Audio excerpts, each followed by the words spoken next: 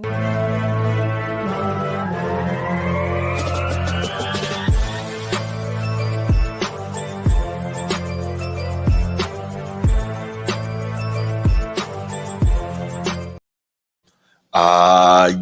welcome back to another episode of the Format Podcast for the second time today, live. Back to back. Yes. All right, so this one will be our normal Wednesday night edition for everybody that's here, or everybody who will be here. Nobody here right now, but man, what's up, Transformer? How you doing, bro? Hey man, nothing, brother. I'm still laughing at the earlier live, man. We went live and had some conversation. Man, when we get people logged on, man, I have something to say. Oh, here you go. Oh boy, here we go. All right. We're gonna see what you gotta say. Man. It's been a day. I think you're gonna like it, man. I think you're gonna like it. Okay. It's not nothing that's bashful, demeaning, very demure. How my daughter says it, demure. It's very demure. I like that. It's a good word. Demure. It's a good word. Demure. I like it. That works. How you doing? How you doing, though, brother? Man, I'm maintaining, man. You know how I do, man. Just trying to, like Jalen Rose used to say, got to give the people what they want, right? Got to give the people what they want, even when the others don't want it. Get the people what they want. We call them big baritone, Bruce, guys, not alto. So take what you get with that note that he just put out there. All right, big baritone difference. Irish Eagle 83, man. What's up? Go Irish. Go Irish, you already know Irish Eagle 83. What's good, man? Good to see you. All right, let's do this. I'm gonna go ahead and hit my little spiel right quick, and then we'll come back and maybe wait another minute or two, and then we'll get it rolling. If you're here on YouTube and you haven't already, please make sure you go ahead, click that like, that subscribe, that notification bell. Make sure you're kept up to date whenever we drop new content on the channel. If you want the audio-only version of the podcast, open up your audio podcast platform, hit the search bar, type in The Format Podcast, and we should come right up. If you're enjoying the content, make sure you give us that like, that 5-star review, and drop a comment. All that stuff helps us rise in the algorithm, helps us find more sports fans, helps more sports fans find us. And finally, make sure you write it down, put it in your phone, set an alarm, do whatever you got to do to remember. Saturday nights at 7 p.m. we are live here on the Format Podcast, and we'll give you the opportunity to call in, talk to us, get at me. I love it. I can't. What are you doing? I can't hear you, man. You're muted, man. What are you doing? Why am I muted now? I don't know. You muted yourself, man. I didn't even touch anything. You weren't playing anything. That's what I'm trying to get you to look at. There was nothing showing on the screen. It was playing on this side. That's crazy. It wasn't playing on my screen. It was playing on this side. Yeah. I don't know what's up with really? That. That's wild. Yeah. That's bizarre. I'm over here like, I just see us. Nah, I saw you in a little window on the bottom. Yeah, but it was playing on this end. Oh, really? Yeah. Interesting. You having some technical difficulties today or something, man? I guess so. That's why I'm over here laughing. I'm like, hey, yo, we just looking at us. Like, what is he doing? Irish Eagle, did you see it? I know you heard it. Did you see it? The little video that was supposed to be playing? I didn't hear it. I didn't hear it either. He said he heard it. I don't know if he saw it though.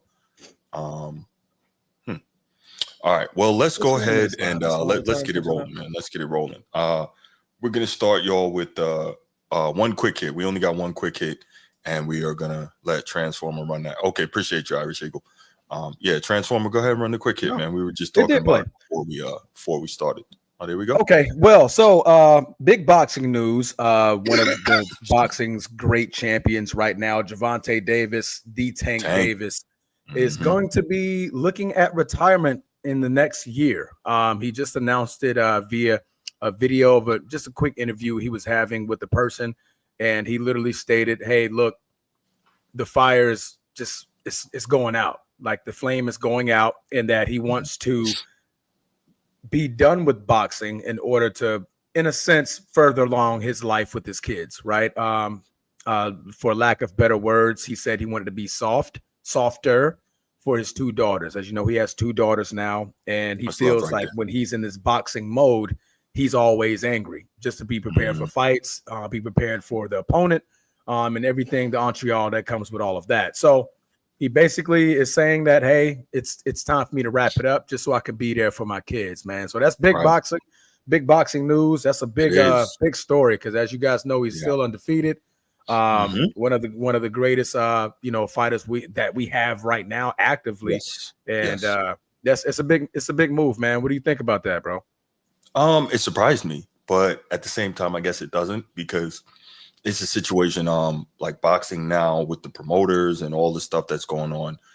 A lot of times we lose out on making the best fights at the right time. Like I know me personally, I would love to have seen a rematch between Tank and Ryan Garcia, King Ryan, but obviously he's suspended right now. And then obviously he went up to a full welterweight, and Tank probably isn't there and may not get there for, it may take him a little time to get there in terms of physically put on that size. And maybe he just doesn't want to, he doesn't, like you said, have the fire to continue to do that. But yeah, I think a lot of times the hard part for fighters is they're different. And we always talk about, being a competitor and wanting to compete especially on this show. I know I do a lot, but fighters are different. They literally want to go in there and knock people's heads off, right? Most of them. But if you're not getting the opportunity to do that, that fire can fade. So I kind of get it, along with, as he said, wanting to soften up for his daughters. I get it. So here was some of the quotes. He said, after next year, I'm out of it. Yeah, out of this sport. Then he says, this blank is trash, garbage, fed up. I'm fed up with the whole blank. I just want to be able to make money and stay out the way. That's it. I want to be living without being seen. That's why I don't want to box no more.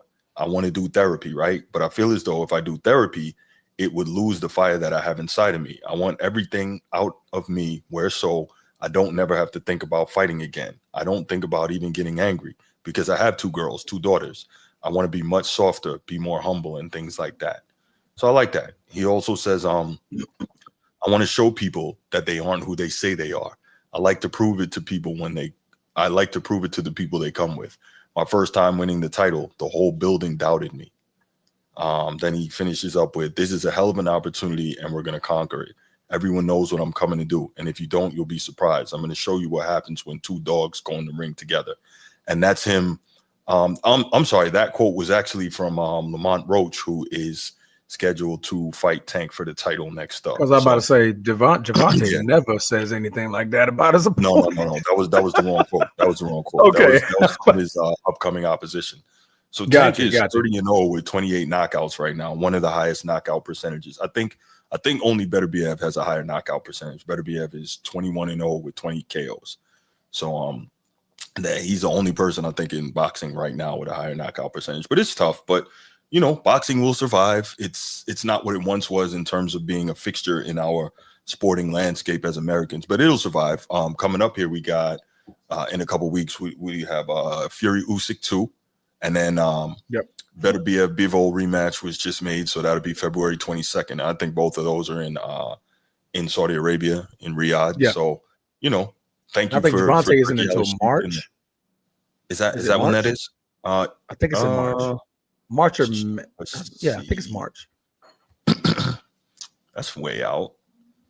But I guess I said it's slated for a fight in March. Yeah, it's March. Okay, yeah. So he fights Roach in March.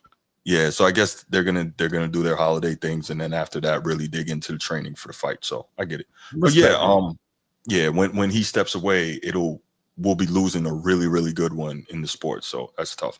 But the good thing is, the sport breeds new ones constantly. So there's that. So I think it's fair to say he's one of the, the face of boxing currently, right? Yeah, he's one of them. Yeah, I'd say so. I think would you definitively it's probably Canelo, but Tank is, he's rising up.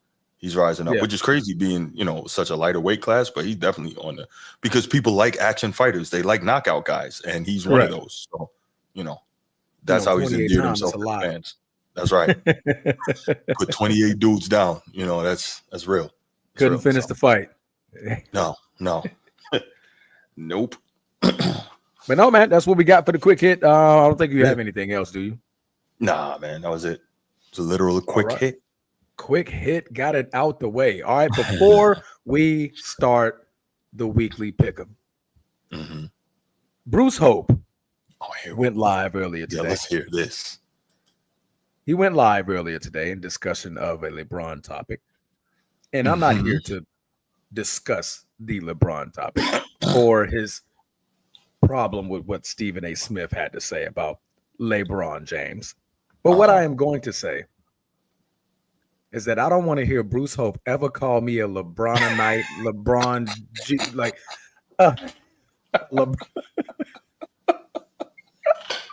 I already told you I'm not going to say that anymore. Sexual, Bron alien, Bron affiliate. I don't want to hear none of that from Bruce anymore. What I heard earlier was the definition of what he's talking about. Right? I'm not going to say any names. If you guys want to know who I'm talking about, go back and look at the live from earlier today. Don't forget to hit that like button when you do. And I want you to understand. I now understand what Bruce is talking about when he's saying bronsexuals. He's not talking to me. Now I know. He's not talking to me. No, he's talking to me. He's not talking about me. Right? No. I'm a LeBron fan. That's it. I don't love LeBron. All right. I will be very blunt. I don't love him. Never met him. Never shook his hand. All right. So I want to make that very, very clear. If y'all hear him call me a LeBron sexual, he might come on the next live with a black eye. I'm gonna pull up. Because that's to me. That's the ultimate disrespect from what I heard earlier. So Bruce, I'm here to say in front of all of our viewers and those who may be watching at home, in your car, in your living room, wherever you may be watching, I understand you now. when you are talking about bronsexuals. Yes, and I now know you're not talking about me. I will no longer call you that. I will never refer to you that way. Hey, you guys missed out on a good one, guys. If you missed the live earlier today, it's about an hour and some change long, way longer than what Bruce expected because he got what he wanted. He got what he deserved earlier. All right. And it was one of the best segments I've ever witnessed. I was just trying to talk about, what was going on. That's all. Hey, it was beautiful. It was beautiful. The highlight of my day was that live earlier, man. So I greatly appreciate it. If y'all haven't seen it, please tune in. I know Nino saw it. Nino was definitely there. Nino was there. Nino Jack was there, man. Nino was there. Oh man. But all right, so enough with the funny jokes. All right. Yes. Week 13 is in the wraps. I apologize. I was not here last week for week 13's pick'ems. My little sister is an official Army soldier, so I was able to go and witness her graduation at Fort Jackson. So big shout out to my little sister Tatiani. All right. My baby girl, she finally an adult. From when one of the days I first met her, when I met my wife, well, at the time my girlfriend, I guess you could say. I remember carrying her around a track while her elder sister Taryn was literally at an ROTC event. So I remember carrying her on my back as she was a younger kid, but to see her, march up the field, say the army slogans and all of that, and witness the graduation, man, it was something magical. It was definitely magical. As you guys know, I'm a 16.5-year Navy veteran. Been 8 years active, 8.5 years reserve, so I know what it's like. But just witnessing it from a kid that you just saw grow up and blossom in front of your eyes, man, it's very, very magical, man. So love you, sis. Once again, congratulations. But that's where I was at last week, guys. So appreciate you for having some understanding about that. So now we're gonna go into week 14 pick'em. Bruce, did you tally up your score from last week? Do you know how many you got right or wrong? I didn't, man. I forgot to do it, man. I see. This is what happens when I'm gone. Yeah, it's not normally my thing, man. That's when I'm gone. I sure forgot. All right. but I'm I gonna have no make sure idea. we get them this time. All right, week 14. We're starting off with the doozy. I believe this is going to be one of the games of the week. The Thursday night football game. Green Bay Packers, who are currently sitting at 9-3 and currently 6th in the NFC, are going to be going to travel to battle the Detroit Lions, who are the divisional leaders, who are currently at 11-1. Who do you have in a slugfest of a football game this may be?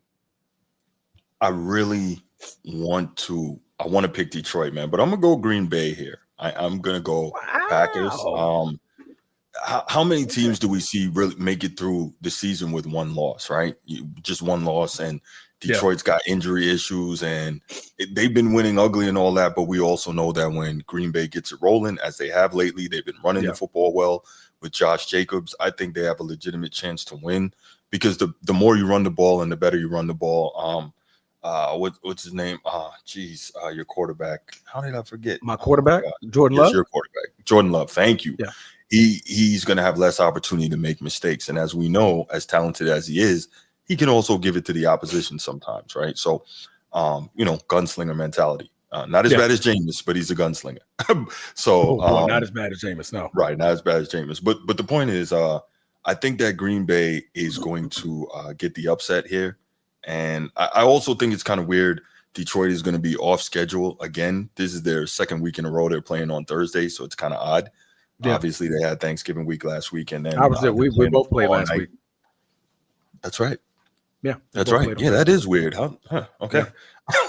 Well, yeah. So, but I'm gonna go Green Bay here, man. I think they can run the ball, and I think they're gonna have some success keeping it away from Detroit's offense. And I also feel like even at 9-3, it's kind of a must-win for Green Bay. If that sounds weird to you, to try and keep pace in the division, arguably the best division in football this year. Three of the best teams. So yeah, I'm gonna go Green Bay here. I like it, man. I do like it. Obviously, I'm gonna go with the Packers. I'm a Green Bay Packer fan. I got on the Packers Santa hat. I mean, come on now. You see me dangling right here. Pause. But yeah, man. I looked at the last game. The last game we played Detroit, we were in Green Bay, and it was a lot of self-inflicted wounds, right? Starting off with the pick six that Jordan Love just crazily threw in the traffic when he was, trying to go down and not trying to take a sack. I think if we correct those mistakes by keeping the ball in the running back hands. Josh Jacobs, he's been a, like I said before in a previous podcast, he's been heaven sent for this football team. You now have a bruiser that's able to just wear down a defensive line and take the ball out of Jordan Love's hands and, make it more easier for him to run those play actions, have those wide open crossing routes, steep crossing patterns and things like that he can get to his receivers. Now, I'll tell you that we are a little battered up as far as injury wise. We will not be with Jair Alexander, our top corner, and without Romeo Doubs as well. So we're going to lose one of our best corners and possibly one of our best receivers. But as you see in Green Bay, it's almost receiver by committee. We have a lot of great young weapons over there. I definitely see Tucker Kraft, who's our tight end, getting a lot more involved in the football game. And I think if we can just get him and Josh Jacobs and focus the game point around them, then we will have a better shot. I do see this being a slugfest more than it is a blowout of any sort on any side of the football. Detroit's only favored by 3, and they're at home. So literally Vegas is looking at a tie, right? Because you get the 3 points because you're at home, right? So I think they're calling this down the middle. Like we don't know who's going to win this, right? Like literally what we're doing right now, we're picking them. So I got Detroit in this one, man. I think it's going to be a great game. I'm going to be stressed all freaking night. So send your prayers to me around 11 o'clock tomorrow p.m. To make sure that I'm alive and I'm okay and I haven't caused myself any type of heart attack. Buddy check. Yeah, little buddy check for your boy Transformer, man. All right, but I got us both picking Green Bay. Both of us picking Green Bay. Okay, good. Hopefully you don't give me – hopefully it's not that Atlanta Falcon type treatment. When you pick the Falcons – why do you have to do that? Never mind. Why do you have to do that? Never mind. I'm not even going to go there anymore. Just going to move on. All right. So we're going to move on over to Sunday. The 1 o'clock's here. We're going to start off with one of the worst teams in football, battling one of the other worst teams in football. We have the Jacksonville Jaguars, who are currently now without their starting quarterback, Trevor Lawrence. He's now officially on IR. for 4 games. But however, that 4 games has 1 game remaining. And as you know, he had a shoulder injury prior to the concussion that he suffered that we're going to get into a little bit later in the next topic. He's not going to be playing. So Mac Jones, a Jacksonville native, is going to be the starting quarterback for Jacksonville battling Tennessee. Tennessee favored by 3.5 at home. Bruce, who you got? Man, 2 bad teams. I'm going to just go Tennessee here by virtue of being at home. I don't have anything else. I was going to do the same, but I'm just going to pick Jacksonville just because what the hell, right? Okay. There you go. What the hell? There you go. Not much going for either one of these football teams. But I do think this may be a green light for Mac Jones to at least try to take advantage of some of the starting time. So that's why I'm going to just leave my hat towards that. No other reason why I'm going to pick Jacksonville. We're going to go into the next game. The New York Mighty Jets with the most ferocious quarterback in NFL history, the GOAT, as some will say, Aaron Rodgers, is going to be traveling to Miami to battle Tua Tagovailoa and the Cheetah. Miami is favored by 6 points at home. Bruce, who do you got? Man, I got Miami here. Although I would love to see this matchup, see when Sauce Gardner gets on the Cheetah. Sauce Gardner is 2 out of 3 years in the league. So this is 3rd year. First 2 years, he was first team All-Pro at corner. He will not be that this season. He's definitely taken a step back, had a bad year, but still he's got elite cover skills. I would like to see how he matches up on either Jalen Waddle or Cheetah because he doesn't travel. So whoever lines up on him, that's what he's going to deal with. But I'm going to go with Miami here, man. I think that their offense is kind of getting into a groove now, for the most part, as long as they don't got to play in the cold, right? But their offense is getting into a groove. The Jets are just lousy, and I'm going to go with Miami here. The last thing you just said is the exact reason why I'm picking Miami. Lousy. Lousy. Yeah. I got nothing else to tell you. I'm tired of him. Aaron Rodgers is my quarterback, but he doesn't play for this team anymore. He plays for the other green team. All right, the Jets. That team is lousy. You fire your coach. Really disappointing. You change OCs. You do everything to make Aaron Rodgers happy. Yet y'all can't even close out games, right? Like I don't see them going to Miami doing anything different. Aaron Rodgers, well, it's a little bit cooler in Miami now, so it's not going to be as hot. But I don't see the Jets do anything. Miami at least has something to fight for. They can try to fight to get in that 7th, 6th seed, perhaps. But the Jets are done. The Jets are done this year. I think that they should wrap it up for the remainder of the season. So I'm going to go with Miami here. All right. We're going to move on over to, oh, God. I'm going to just go ahead and click Minnesota for you. All right. Well, the Atlanta Falcons. That's what I'm saying. The question is who's starting? Who's starting at quarterback? Because we had heard rumors that for Atlanta, heard rumors that Kirk Cousins might be getting benched, and we might be seeing the emergence of Michael Penix Jr. Kirk Cousins threw like 4 picks last week. Have we heard anything to that effect or no? If they haven't announced it by Wednesday's practice, then it's safe to bet that Kirk Cousins is going to start. You know what, though? This wouldn't be a good week to start Michael Penix anyway. Not against that defense against Minnesota and that defensive Brian coordinator, Flores. right? That's right. No. It'd be a nightmare. So, I think they would have made the announcement at least by today because you at least want the, Michael Penix to at least have that week of practice, that week of, first team reps, that game planning for him. But yeah, I definitely think Kirk Cousins is definitely going to start. But who do you have? Right. I'm pretty sure you're picking Minnesota. I am. Real quick, let me respond to Bruce here. Bruce, man, I don't think Aaron is going to have a big year next year. There's a very legitimate chance that he's not on a roster next year because you're seeing not only can he not play the way he once did or anywhere close to it, you're also seeing all the drama that he caused in New York.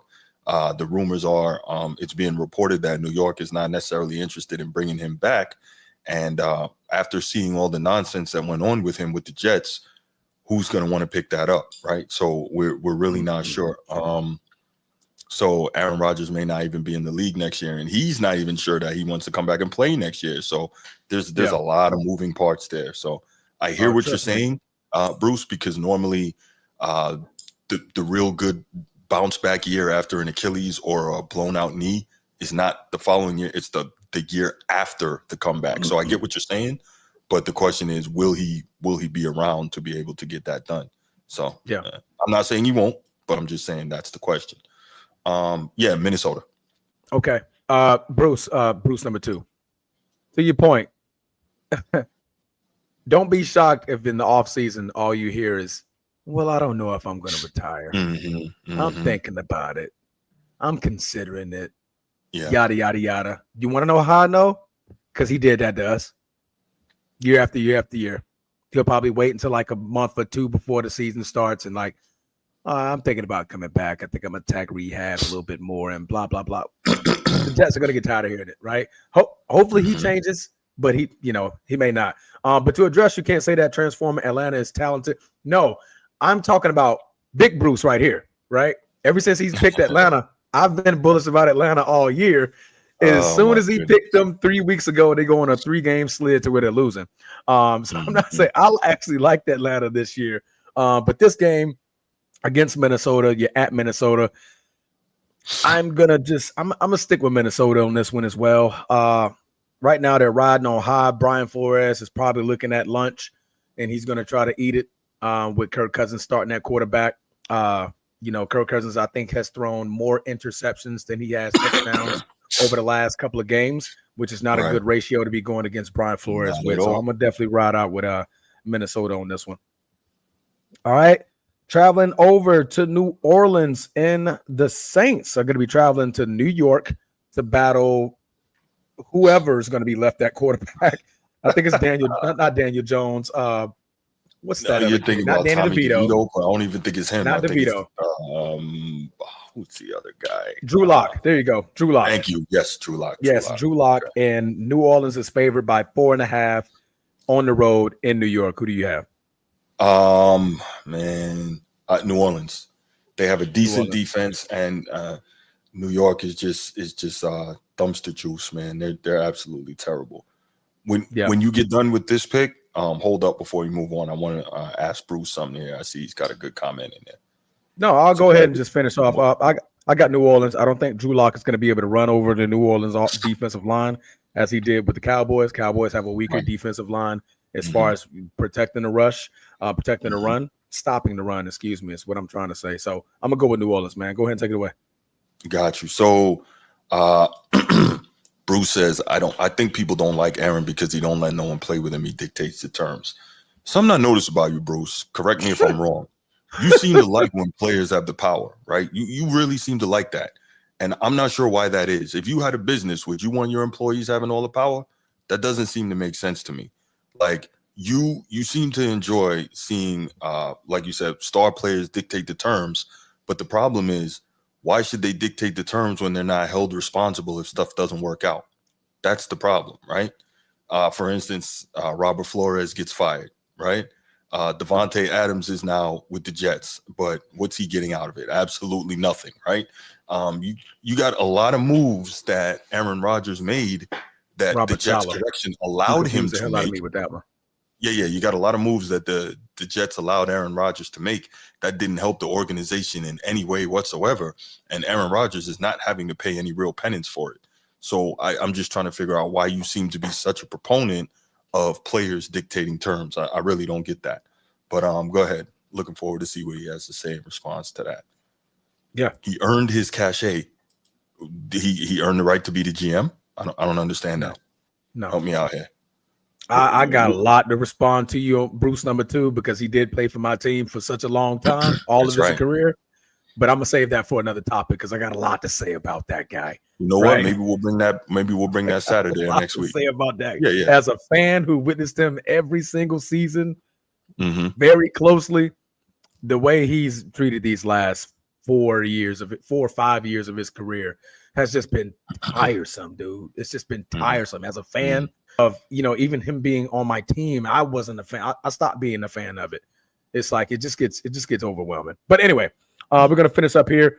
We're gonna go to Carolina, and Bryce Young, who's been playing much, much better, is going to be going against a tough opponent. He's going to be traveling to Philadelphia. Philadelphia being favored by 13 points at home. Who do you have in this one? That's Philly easy, man. Now, let me give credit to Bryce Young. Never been a fan of his. Didn't believe in him. Still don't. But he has been playing a lot better since he got benched. He's seems to be more confident. Seems to be more aggressive. He's playing. He's playing hard. And really, I thought it was over for Carolina, but even though their win-loss record is not impressive, this is a team that competes week in and week out. But I think they're just going to be severely outmanned here. I don't think they've got a whole lot to do, and I think they'll probably get smoked by either the best or second best team in the NFC. Yeah, I agree.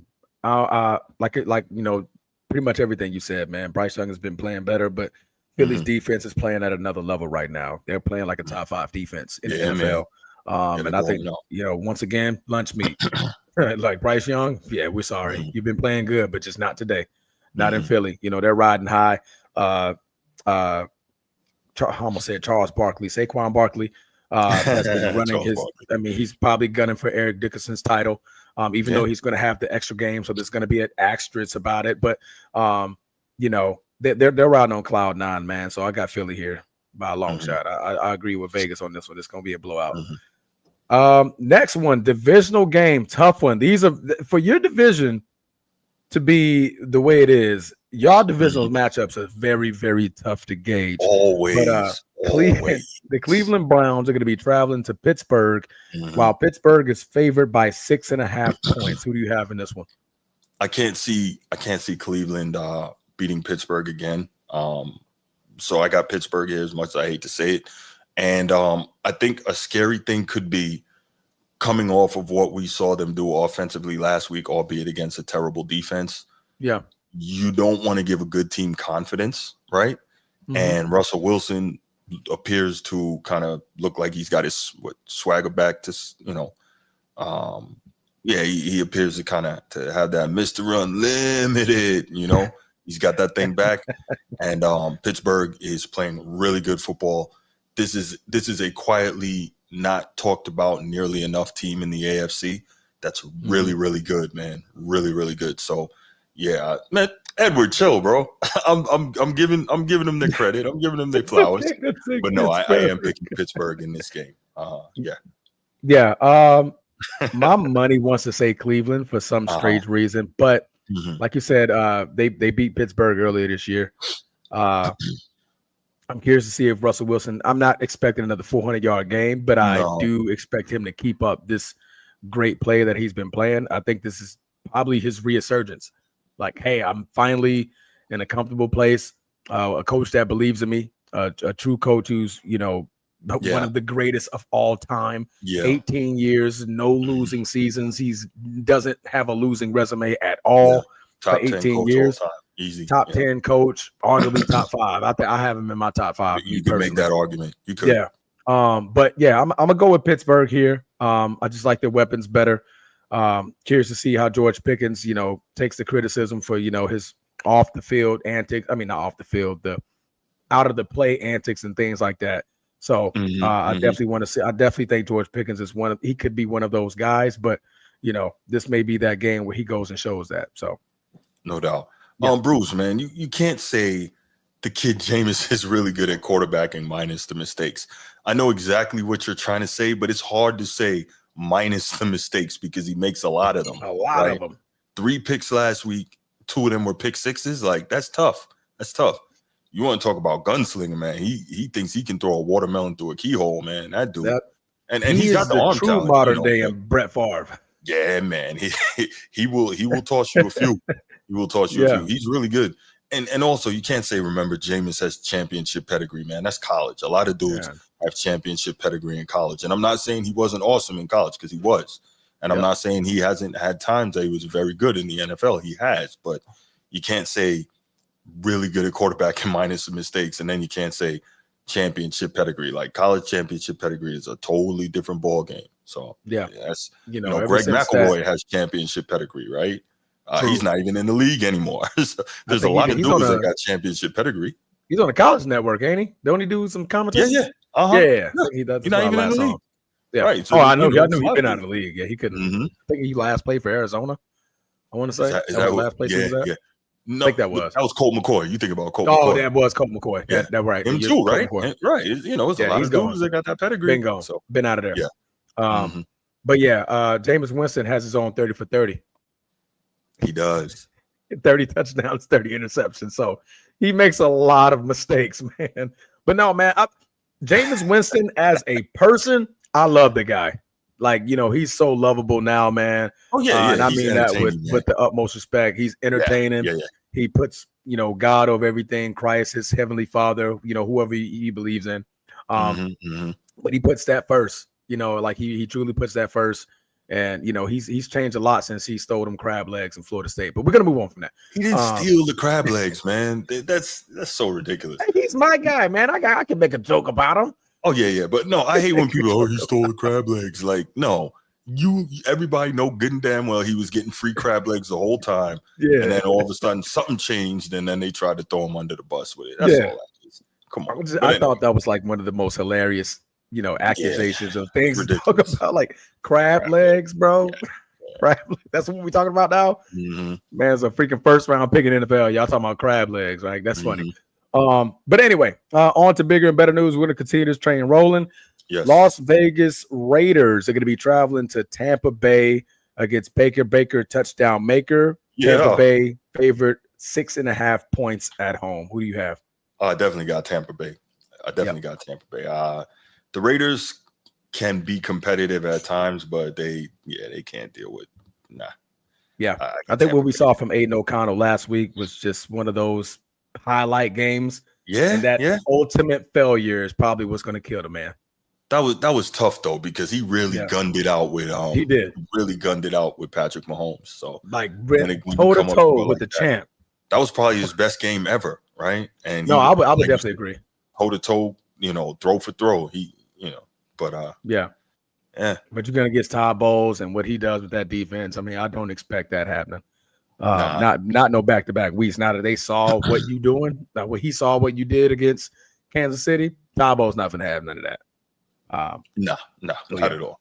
Not at all. So, this is going to be a good one. All right. So we got the Seattle Seahawks. Oh, excuse me. My computer just went blank. There it is. The Seattle Seahawks are going to be traveling to Arizona to play the Cardinals, with Arizona favored 2.5 points at home. So Vegas is actually with Seattle on this one. So who do you have? I'm with Seattle also. I think they're playing good ball. Geno Smith is solid and steady. And again, it's the same thing I talk about every week with Arizona, man. You have no idea what team you're going to get. So yeah, I'm going to go, excuse me. I'm going to definitely go Seattle here. All right. I'm going to go ahead and switch it up. I'm going to be different. I'm going to go with Arizona. Okay. We've been picking a lot of the same picks. It's been easier to pick all these picks, but I'm going to go with Arizona. Like you said, we never know what we can get, but Kyler Murray being at home, I think he could, put on a show a little bit more. The defense just needs to keep the lead. He just can't turn the ball over in the fourth quarter again. So I think that, he could do that. He's a very great playmaker for his size, and he can come out with a win at home. I'm going to just go with that one. Vegas having it at 2.5, that's what also makes me want to pick Arizona. Kind of a tricky one right there. Yeah. All right. Buffalo and the possible MVP of the NFL, Josh Allen, is going to be traveling to Los Angeles to play the Rams. Buffalo is favored by 4 points on the road in Inglewood, California. Who do you have? I'm going Buffalo here. Yep. Yeah, I'm going to go Buffalo here. They're just playing so well right now. I think they're playing well-rounded ball. Josh Allen is not making mistakes, which has been kind of their doom. Their kind of doom over the last, how many seasons, but he's playing really mistake-free football for the most part. So I'm gonna definitely go Buffalo here. It's a good football team. Bowers will go down as one of the greats barring injury. He's playing great football this year. He looks like the new Kelsey. I don't want to say it yet because it's so early in his career. Yeah, will go down, could go down. I would say Bowers could go down. Yeah. He has a lot. This is just his rookie season. So, he got a lot of years to put up for to say will. But if he keeps this up, that kid's a stud, man. Well, I mean, we saw that he is, obviously. What I would say is this, though, as a quick side note. Why are I guess not having a quarterback isn't helping, but if I'm Vegas, I am following the blueprint that New England laid out years ago when they were playing with Aaron Hernandez and Gronkowski, and I'm using you mean like a decade ago? Yes, like more than a decade ago. Like, Correct. wait, what? Jeez, you're right. But no, I mean, I would use that 2 tight end set, in a similar Yeah. fashion, using Michael Mayer and Brock Bowers. I think it could be similarly as dangerous. Remember that was carving the league up when they were Go running Irish, that. by the way. Yeah. Well, yes, go Irish. I'm surprised you didn't say it. I'm like, no, go Irish. You didn't throw that in there. No, but that's what I would be doing. So it is interesting to see that you're not seeing more of that. But yeah, Brock Bowers is killing this year, no doubt. No, he's probably gonna get the rookie record for tight end receptions. So who has it? He's doing work. That's a good question. You go ahead, I'll find out. Yeah, go ahead. Yeah. Bruce, Josh Allen MVP, he gets busy. Yeah, I think right now he's definitely taking the lead over. I think, last time we checked, Lamar Jackson was the favorite to win it. They're not going to give it to a running back. So I get what people saying that, Saquon Barkley deserves it. I think he does, in my opinion as well. But, it's a quarterback award. Without the NFL saying it, it's literally a quarterback award. And the better quarterback right now is Josh Allen. This man is a total flip from what he's been doing. From the previous seasons, turning the ball over at a high rate. He's just not turning over the ball. He's running with a force. He beat the champ, right?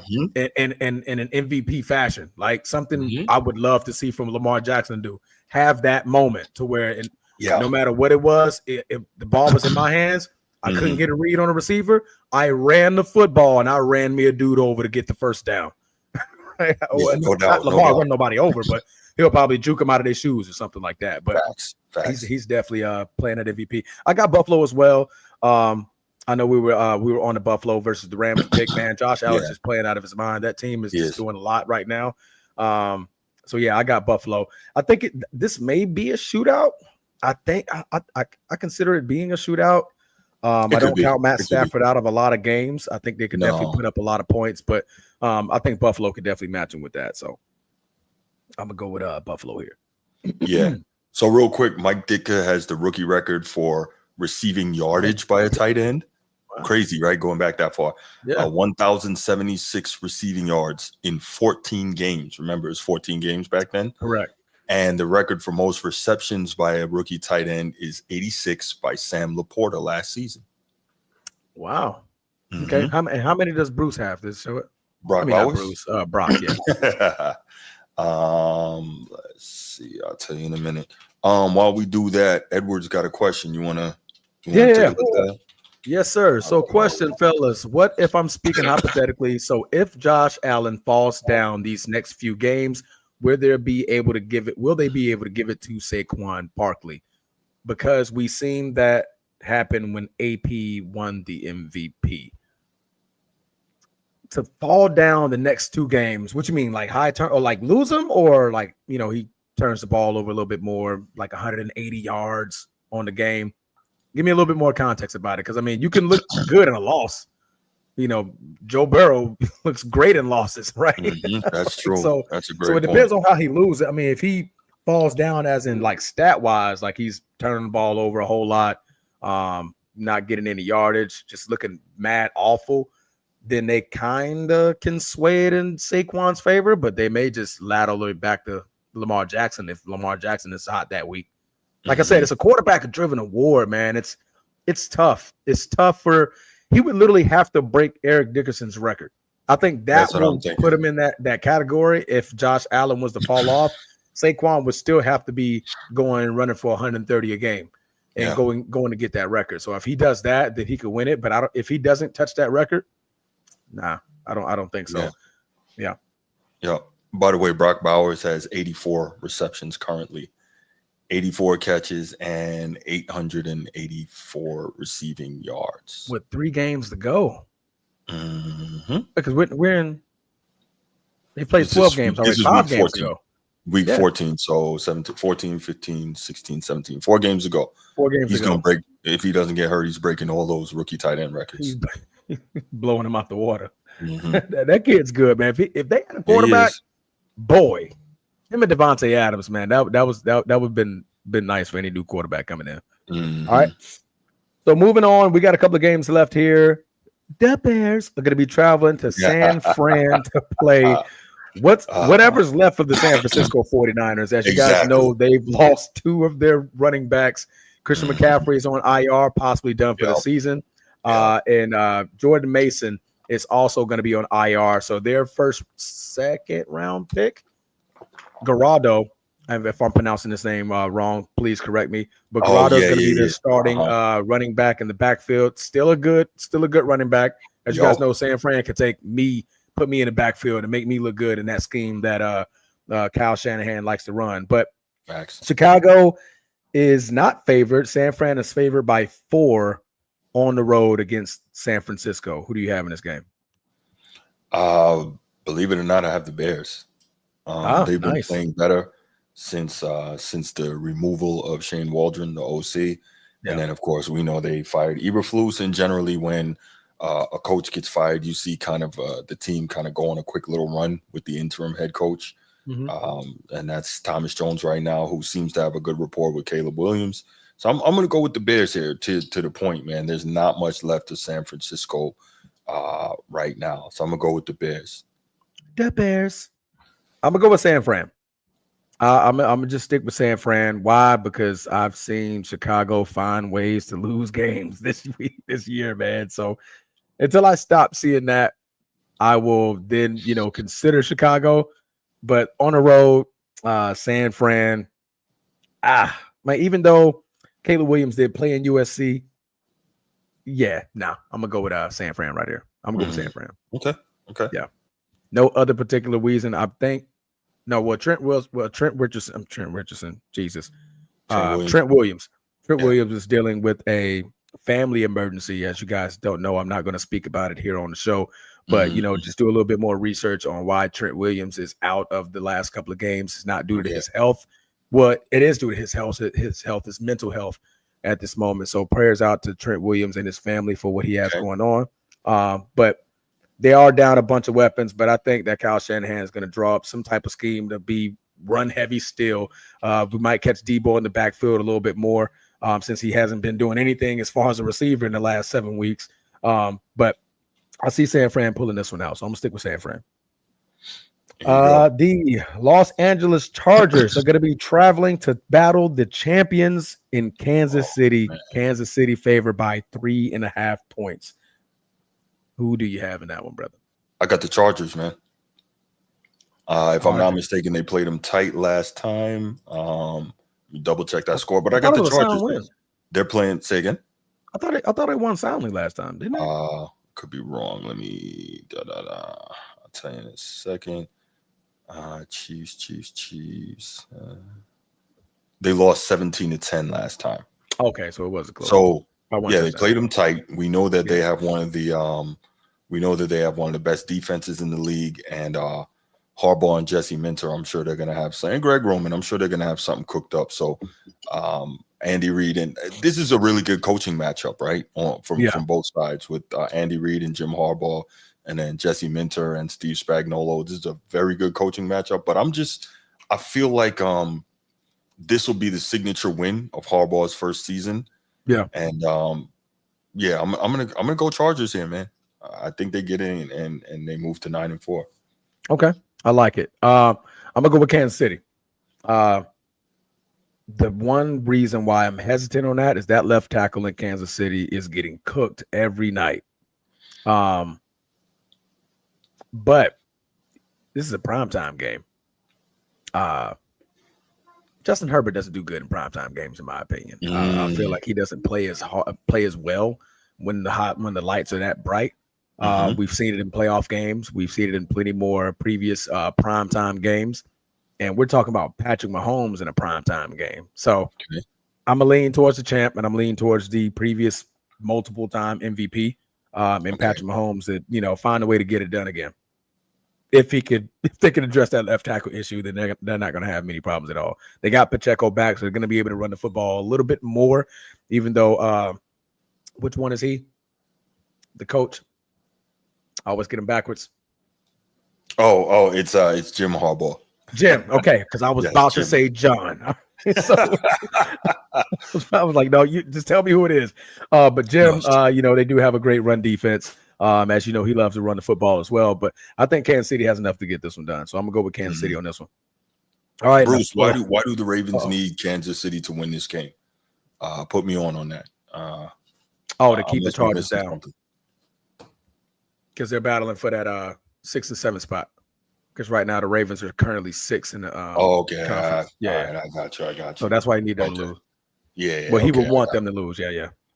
All right, fair enough. Because Kansas City obviously they're gonna win their division at this rate. So, but yeah. Regardless, though, I don't pick games as a fan. I pick games on try to be as objective as possible and who I think is going to win. So. I didn't see. He said at the beginning, you can't be a true fan. Yeah. I don't do pick them as a fan. I didn't see that. That's not what I do. Hey, boy. Hey, him and G, man. Y'all.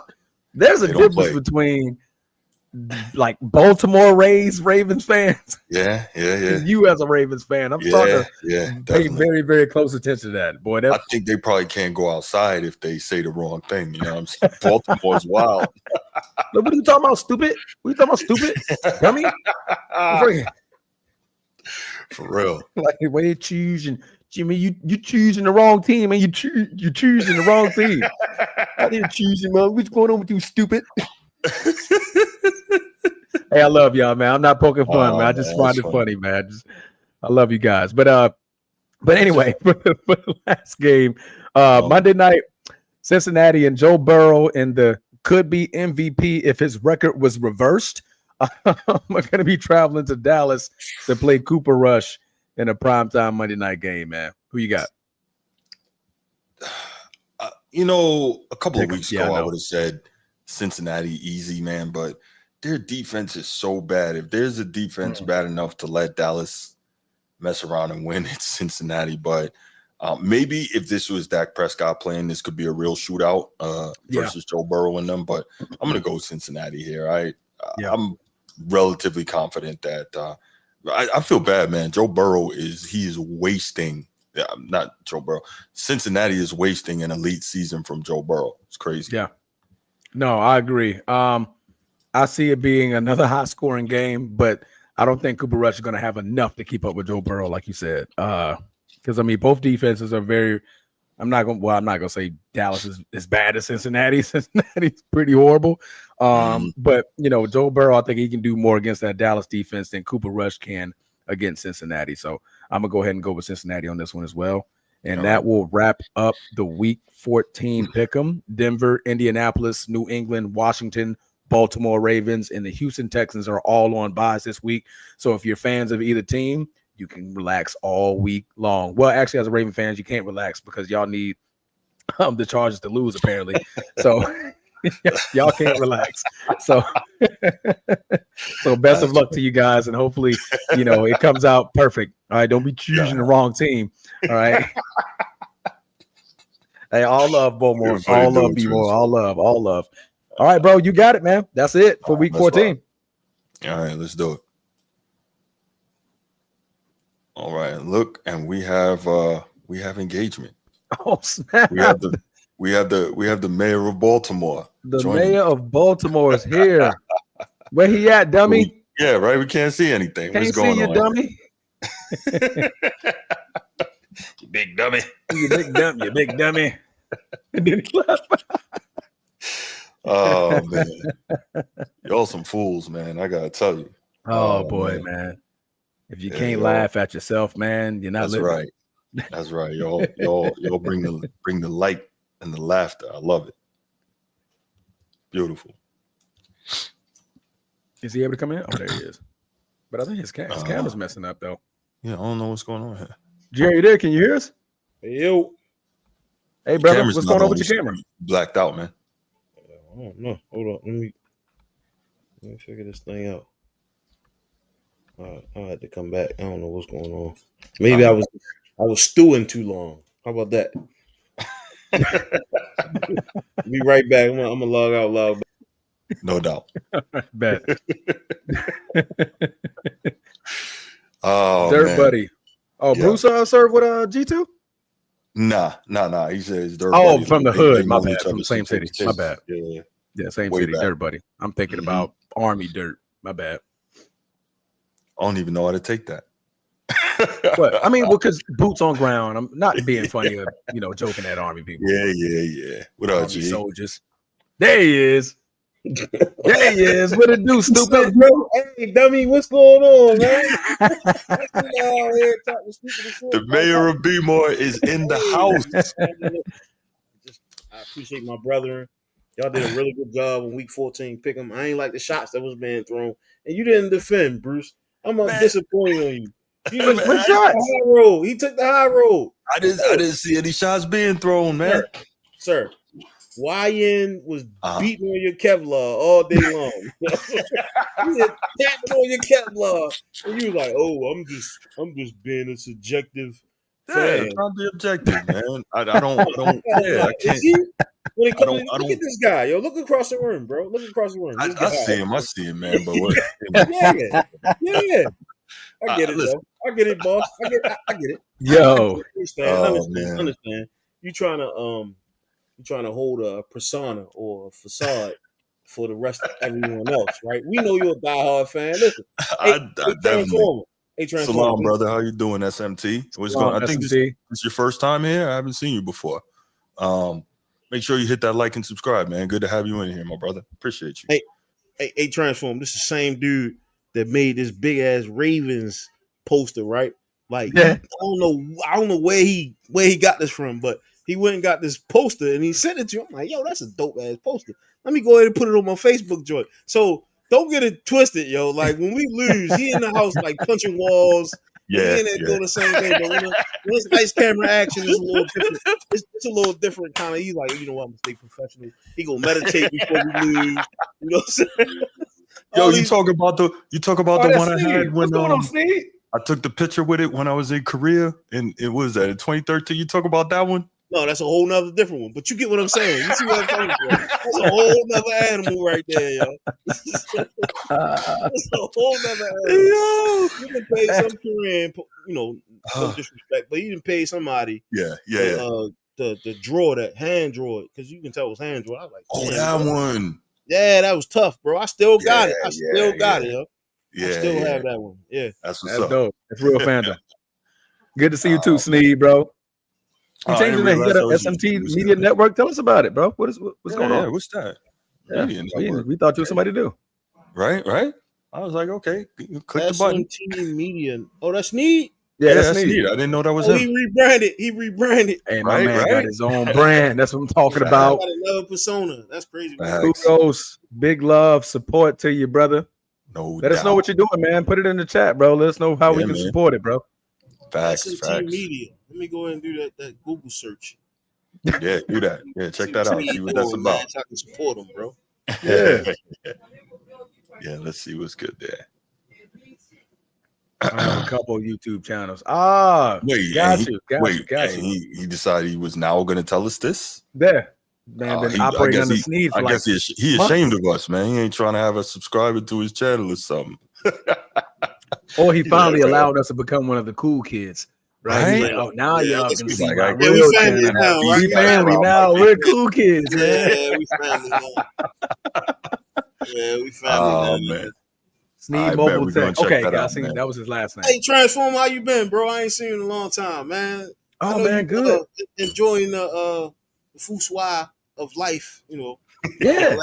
Yeah, you know, I had to, watch one of your own, get blessed into the service. She came into the Army last week, so I was going that Wednesday. Saturday, what was going on? I forgot what was going on. It was a whole lot. I was probably doing a lot of I think you said you went to dinner or something for the birthday. Something like that. My daughter's birthday. Jesus Christ. Thank you. I can't even remember what I had for breakfast. You guys can. That's the daughter's birthday. We had the birthday dinner and stuff like that. So, but yeah, man, I've been good, bro. Blessed and highly favored, brother. No doubt. Speaking of that, now that you reminded me, can I get a birthday shout out for my daughter Tamiko, man? Turned 22 yesterday. Tamiko. Happy birthday, little sis. Japanese style, Tamiko. Happy birthday, Tamiko. Okay. Happy birthday, little sis. There you go. How young is she turning? 22. Yeah, nice. Man. Nice. So she can take a shot with us. Bro. My oldest 19. Bro. My oldest girl 19. It goes fast, don't it? 22. Man, listen, so 22. Did you buy her 22 for her birthday? No. That would have been cool. I did not. I bet you turned 22. Nah, Here's man. a 22. Yeah. There you go, Yeah. just in case. All right. Yeah. Call me when you Brought need to hide himself your body. He brought himself one. No doubt, man. He She said out there. 22s don't kill people, but they do Getting it in. face harm, right? Yeah. Yeah. Check it out, though. She minoring in journalism, bro. Mm. Not another one, yo. We can't The talk. Formatiana podcast coming up. There's gonna be 7 LeBron channels and shit.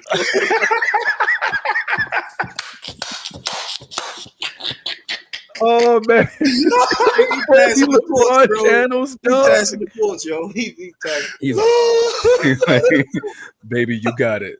This is the man. Oh my goodness. Go give them bronzexuals hell, boy. Oh my god, that's funny.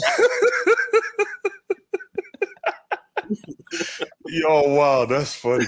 Oh, what's man. so dope for her as she's becoming a journalist? Bronny is now in the league, so she can go. Oh my god, she ain't covering no endless sports, material, man. man. Endless material. Endless material. Endless. She got past the baton, man. Hey, remember those Grand Hill Drink Sprite commercials? Yeah, I do. Mm-hmm. Bronny should do a few of those. What the Grand Hill was? That's a good idea for real. I mean, he wants to get in the. He's the social media guy. It was like what was it? Well, how did it go? Like it was like this kid was like Grand Hill drink Sprite. You start drinking the Sprite, and he's like, "Oh yeah, I'm ready to go." And so he went. He started from like the 3-point line and ran to the rim and got stuck. Yo, that's the throwback right there. Yo, that is a throwback. Yeah, that's a great one. Myself on that one, but I definitely dated myself on that one. But I think that would be. You know what though? LeBron wouldn't let Bronny do a Sprite commercial because he's a Pepsi guy now. He got Sierra Mist. We don't need him to do the commercial. Really? When did Bron get rid of Sprite? He switched over a couple years ago.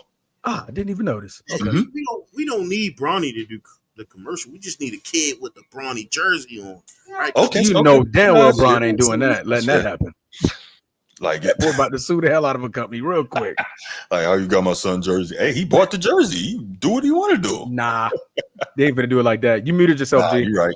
He said Bronny drinks Sprite. Oh, he's muting himself on purpose. Yeah. I think he got somebody talking to. All right, but we're an hour in, guys. Let's go ahead and move on to the second topic. Let's go ahead and get this one going.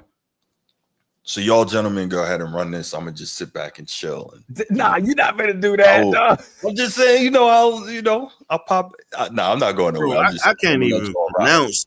I can't even pronounce the second topic, bro. Aziz Al-Shahir. Yeah, you ain't see last week when he laid out Trevor Lawrence. That guy. So he got hit with the mean. Yeah. He got hit with the mean suspension, 3 games. Yeah. Oh yeah, 3 whole games.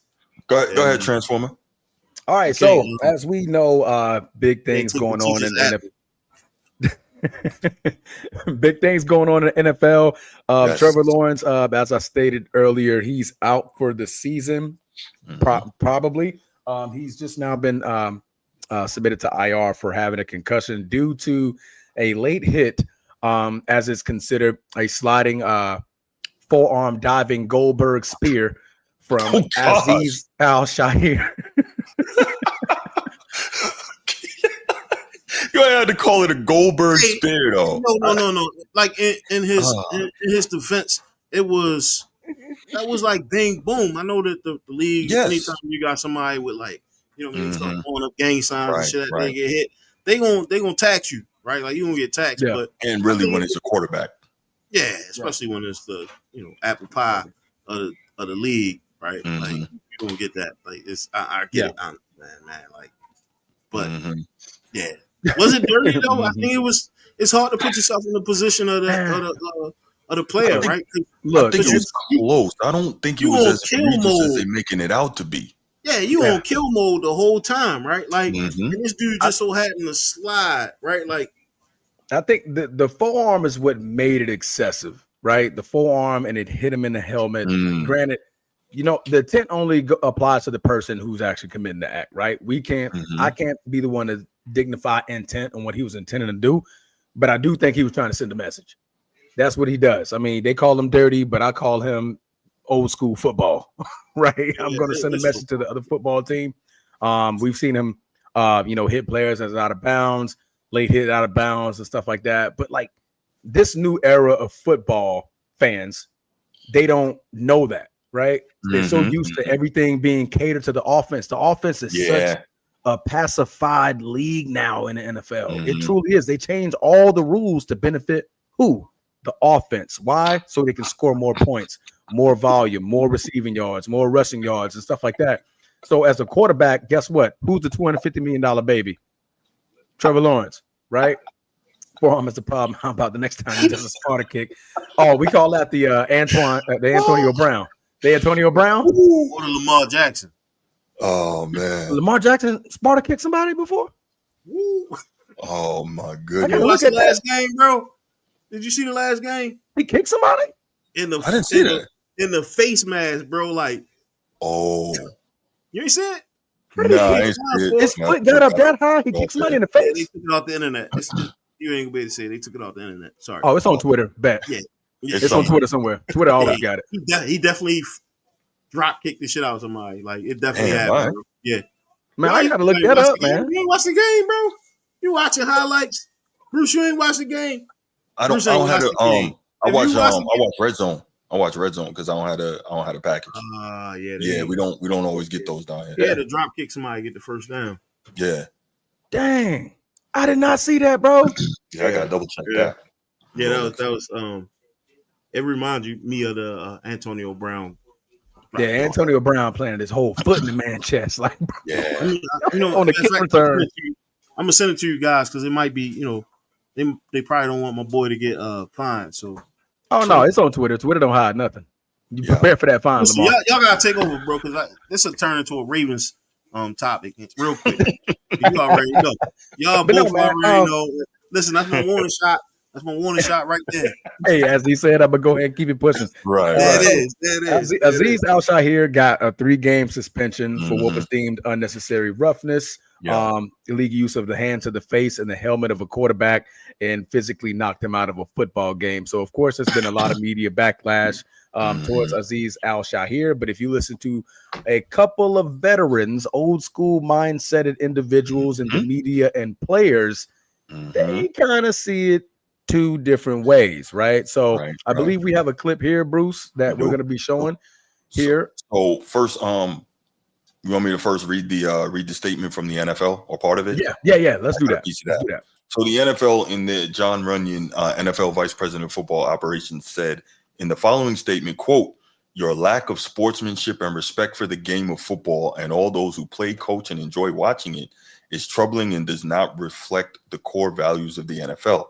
Your continued disregard for NFL playing rules puts the health and safety of both you and your opponents in jeopardy and will not be tolerated," unquote. And there's more to it, but that was what was in the article here. I think they kind of went. I understand they're trying to avoid future lawsuits.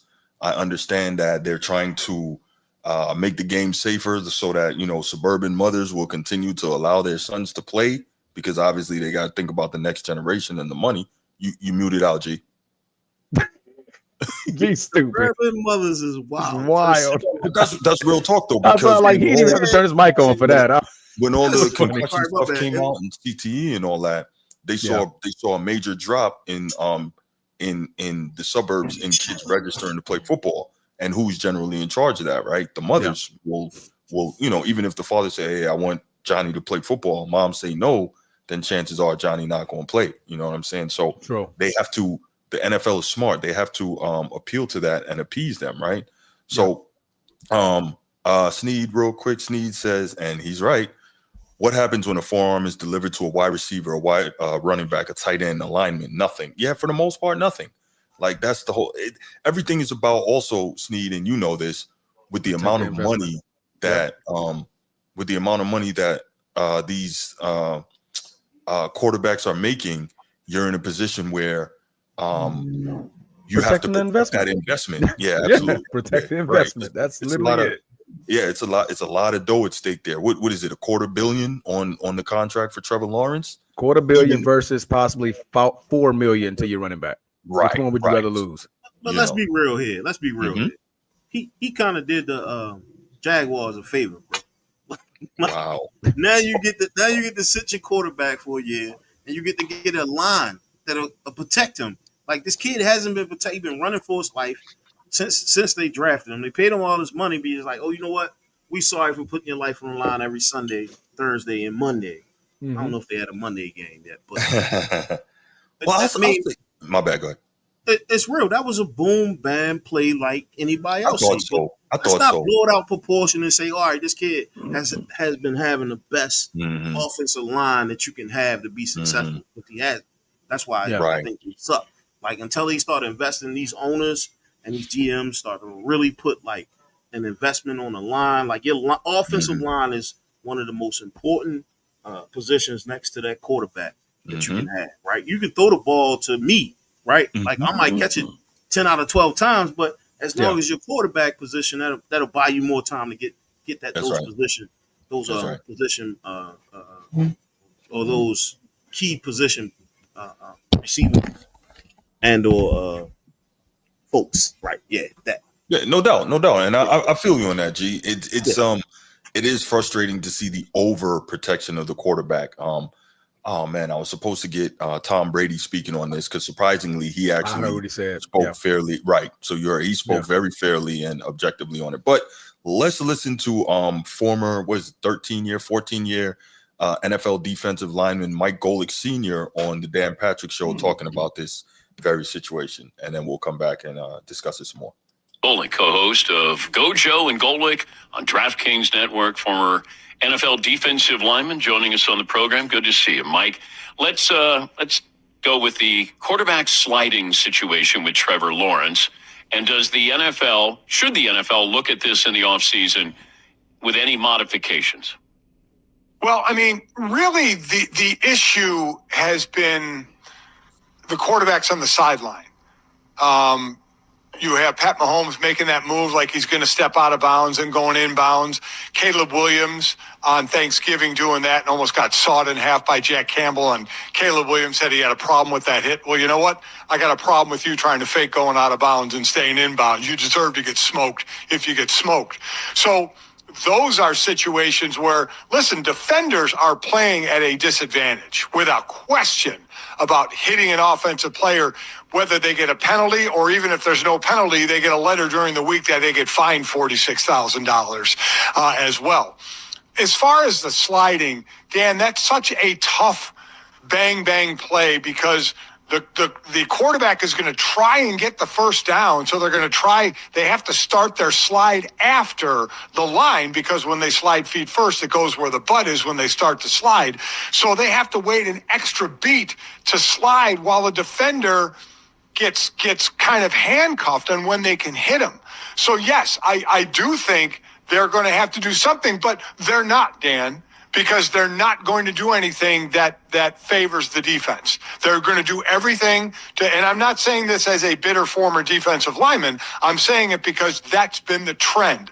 The rule changes have all gone to the offense to try and make and for the health of the players, which has normally been the quarterbacks and the wide receivers. But I wondered, and we're workshopping this morning, can I have a quarterback who acts like he's a punt returner that he will signal he's giving himself up? And if he extends that, then it's going to be a penalty. Like just you're running with the football and you have your hand up to say, I'm going down. And I'm open to criticism, but I'm trying to figure out.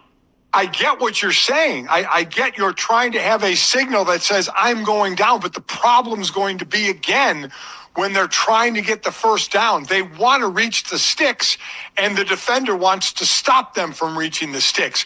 But they have all the protection if they're going to slide feet first. So even if they do it what's considered late and the defender is basically already airborne, you know what the league says? It's on the defender. The defender has to make the adjustment. Just like landing on the quarterback, the defender has to make the adjustment, which is ridiculous, but they're not going to change that. But you're along the right lines of finding a way to give up for the quarterback to give himself up, just like receivers do when they want to call a timeout. They just hit the ground and they're done, and they call timeout so the clock stops. I don't know if it'll be too quick to give like a fair catch and slide because, again, they're worried about getting the first down. But I think you're on the right path of we have to find an answer to this. Now, the hit by, Shair was what he led with his forearm and his head. I mean, that one we have to take out of the equation. Yeah, that was intent, and that's why I had no problem with him being suspended. All right, so I think good commentary overall. But so Golick mentioned a few things, right? One is when you see in those situations, those bang bang situations, the defender really has to make split second choices on how they're going to handle trying to tackle, not tackle, take down, not take down the offensive player. And also he talks about how ridiculous it is to try and sack a quarterback, but somehow not fall on him, right? And so one thing I wanted to briefly touch on, I'm not a scientist here, but when I saw, when I hear about the rules about not falling on a quarterback or all this business of, for instance, you see, let's say a wide receiver's coming across the middle, he catches the ball, right? And the defender's coming, but you see the defender is lined up perfectly in the strike zone. But then what happens? The offensive player is going to hunch up to, there you go, Transformer. He's going to hunch up to avoid the hit. And now the defender helmet physics are involved. He can't move his strike zone now because he's on the path. And then he ends up hitting the offensive player in the head. And what happens? He gets bagged for a penalty. Like, it's ridiculous.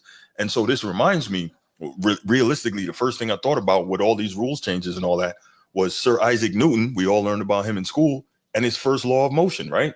States that an object in motion stays in motion unless an external force acts upon it.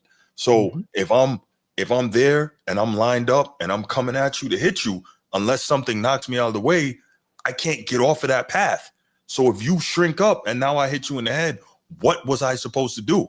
It's the same thing like if I'm for, and I always go back to during the 2000 Ravens championship run when Tony Siragusa, God bless the dead, when he knocked Rich Gannon out of the game, he went to sack him and then he fell on him, right? And Siragusa was like 360. But the point I'm trying to make is, what was he supposed to do? You got 360 pounds already in motion tackling the guy. Was he just supposed to stop right there? Like, it's physics. It will carry your weight and your force forward. There's nothing you can do about that. But now all these rules are in place saying that somehow a defender is supposed to fight physics. I don't know what they're going to do or how they're going to do it, man. Your thoughts? I agree, man. My brothers played defensive end at the high school level, collegiate level as well. And I even have conversations with them. They said, bro, if I was making it to the league, I'd have been kicked out a long time ago. Because, like, it's so many rule changes that they're not giving the defenses enough time or reaction time, period, to make an informative decision. Because now it falls on me if I so happen to ease up because I don't want to strike this guy in this certain zone, and that receiver running back bowls me over, right? Like, now all of a sudden it's my fault. But then I go back and I'm like, well, I'm trying not to kill the man as you guys are making it seem like we're trying to do. I'm just trying to get him stopped. I'm trying to stop the play and I'm trying to end it. I can't stop a person who's crunching and I'm already heading in this direction, right? I'm trying to hit them with my shoulder, but they move. So now I'm striking them with my shoulder that I was aiming for their chest, aiming for their waistline. Now I'm striking them in the helmet because they duck down. Right. So it's tough, man. I mean, I know they got a lot of reviews and stuff like that going on. I'm not trying to slow the game down, but it's got to be some type of point where even as a ref, like, you can throw the flag, but come to a review like, okay, what did the receiver do? Let's look at how the tackle was being made. And if the receiver did like this, pull the flag. I'm not throwing that. Because at that point, what am I supposed to do as a defender to try to get him on the ground? Right. I can't chain. Nope. These folks are running 20-something miles an hour. I don't know if you guys ever ran past 15 miles an hour. I have. I can toot my own horn. But to run that fast and you're already gunning for something, it's impossible to change it. It's impossible to change it. It's so fast because not only are you running towards them, you got to think they're running towards you. That's extra speed. That's extra timing. Things happen like that, right? So it's tough, man. It truly is tough for these defenders. I get it. ever since CTE and things like that came out, the league is trying to, not be caught up into that big old lawsuit again. But they're also just trying to protect their investment, wow the crowd, because nowadays they're wild on offense. They're not wild on defense anymore. There's no more Brian Dawkins knocking your head off in the secondary anymore. Like there's no more Lawrence Taylor's just gunning for your quarterback, just putting the lights out and stuff like that. That type of football is over. Why? Because to your point, Bruce, the moms. There are more moms bringing their kids to these football games, and they're worried. They're concerned. Us fathers, we're more like, hey, shit, man, toughen up, kid. Man, it's a contact sport. Right. We expect that. But more moms, as you're seeing it in all the videos, I believe Marshawn Lynch had one a couple of like a year or two ago. I did see that. Where it was just him cursing at kids, right? You know what I mean? This is what we grew up on that. Right. But, the mom heard it. No, you got to soften up for these kids. Soften up. This ain't no soft sport. Right. Marshawn Lynch didn't grow up in a soft sport. He's a bruising running back. Right. So it's hard, man. It's truly hard. I don't see how they could make it better. They're not going to make it better for the defenders, man. They don't care. Yeah. It's all about protecting the investment. I got $250,000 in my quarterback. How can I keep him safe? How can I keep my $250,000 playing? Right. Yep. I don't care about, but I think Snead said it earlier. What about if the running back gets hit? I paid him 4. It's running back by committee now. I can get 2 more of those in the draft next year. Right. That's how they treat them. So I'll let you talk, G. No. You made some really, really, really good points, bro. One of the things I think is the onus is also on the quarterback to get down, right? Like we've been saying, we've had the opportunity to see that like this isn't something new. Like you would get down or you get your head tore off. He wanted an extra yard and he paid for that extra yard, right? So the onus is on him to make sure that the person that's pursuing him knows that he's getting down. Instead of like challenging them. It's almost like 2 Rams, right? Like you seen the situation with 2 Rams locking horns. Correct. Like, don't run into a situation where you fake like you want lock horns and then you jump down at the last second and you put your whole livelihood in order. And I think that's when we look at like a lot of these more elite quarterbacks, we start to see them to not take those hits, right? Because they'll either get down, step out of balance, or get out of harm's way. It's like, listen, I don't want to lock horns with something that's going to knock me out, right? Tua. We look at Tua, right? He's had multiple concussions because he faked like he want to lock horns. He just mentally, or I guess, the aptitude is not working for him. Like he's still like look at a defender and act like he want to lock horns and then either dip his head the wrong way or not submit. And I understand why not submit, right? Like this is a man sport, but you also have to be able to protect yourself. And I think Lamar Jackson does a really, really good job of either getting out of He's gotten much better. He's gotten so much better. Right? He don't take big hits. Yeah, he understands the mission. He understands, there's respect there because if you over pursue, he gonna juke you out your shoes. So, that's another thing. So when we start looking at these quarterbacks who aren't as athletic and or smart, right? Just because you play the quarterback don't mean you smart. Like he should have got down fucking 2 steps before and he wouldn't have had to worry about that. He chose to do that. And now, the defender is villainized for doing things that he's paid to do. And I just don't think it's right. That's my 2 cents, bro. Like I like it. Yeah. I think it's definitely a couple ways to look at this situation, and everybody's not looking at it the same. Like you need to get down, bro. Like if you don't want to take that hit, and you're not like you can't cower at the last second. I submit. Nah, bro. This dude he can't stop running. You see him running. You see him at 15 miles an hour. Like you see him at 11 miles an hour. You AD know is not doing nothing, bro. Like you know what I'm saying? Like it's one thing like you completely down, but anyway, I digress. Lakers down 41 to play Miami and the Heat. That's crazy. Now, you guys are both right in your assessments, man. It's because if we go back to look at Peyton Manning, Eli Manning, those guys knew they weren't athletic. They see that rush come, somebody get beat, them dudes just curled up in a ball and hit the ground. They was not putting themselves at risk at all. It's okay. We're not gonna judge you, bro. We're not gonna judge you, bro. Like, right. Get down, bro. Like, another damn day. That's right. We saying, absolutely. What was it? Flacco get knocked out, and he called like I saw that clip earlier today. What did he say? First down? Was it like timeout? I don't know. I saw. I think it was timeout. Today. I think it was timeout. I think it was Same timeout. shit though. I think it was It's the same timeout. shit. Like yo waited the last second and coward, and they gonna tear your head off. This the NFL. And the thing about it's Yeah. only getting worse, right? Because what type of quarterbacks are we seeing in the NFL? running quarterbacks. Running quarterbacks. So what do they call for quarterbacks in the NFL? Quarterback draws. Quarterback right? draws. You read see a options. lot of quarterback Bootlegs. draws, play action, bootlegs, Yes, right? sir. So now you're placing us at more of a disadvantage because now I not only got to think about where I got to tackle them, how I got to tackle them, at what speed can I tackle them. Now they're sliding. Now, if I touch them, it's a flag, right? Like it's so much to think about. If you want to protect your biggest asset, stop calling draws. Yeah. Right. As a defender, bro, I am trying to stop you from gaining an inch. This game is won by inches. It's not won by yards or feet. It's won by inches. So if I can stop them from gaining that extra foot, that extra inch, and it's a fourth down, come on, bro. I'm trying to win. I'm not trying to hurt the man. I'm not going out there with the mindset, but I'm trying to take his head off every play. I'm trying to physically injure this man every play. Like, I'm trying to take him. Go ahead.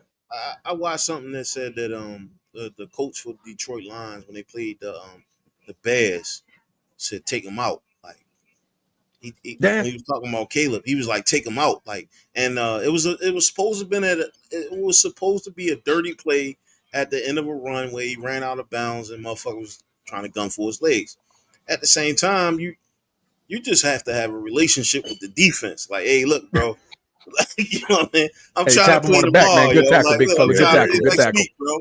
So edible arrangements, whatever you gotta do, bro. But it seemed as if they was trying to take him out of the game, and this dude was, he's one of the guys, a bounty guy, I guess. Like I don't know. Sneed, Aziz is appealing. He lost it. I read something earlier. He lost the appeal already. Yeah, he lost the appeal. It's withheld. Damn, but he's never been suspended before, though, right? He just got fines in San Fran and the one that earlier when he punched somebody. It's not gonna stop, bro. Like, how do you start, right? You gotta tear the fur off somebody in order for you to get a starting position. That means you gotta either be a hitter. Like you can't be in there and be like, oh yeah, I'm timid. Like you gotta in order, like at the collegiate level, right? High school level, right? Like in order to get that scholarship, you pretty much got to be the hardest hitter on the team, right? To go to a D1 school that's going to accept you. When it comes to that, you got to be the hardest hitter at the collegiate level to get into the NFL. It just Tyler, you know, I'm sorry, G. Tyler, it's funny because when this whole thing popped off, and I'm sure I have a little bias to this. So I'm not gonna get too wild, yo. W be wild out. He crash out all the time, So it's funny because when I first saw the whole thing happen, even before the fines and all that, next slide. I'm like, next slide. Yes. I'm just like, this is interesting. You know what I'm saying? I saw my bad name and all that. I said, please, this is not gonna go well. That's my guy, yo. That's my guy, yo. Tyler, you know what? I'm glad you said it because I probably couldn't have. Thank you, brother.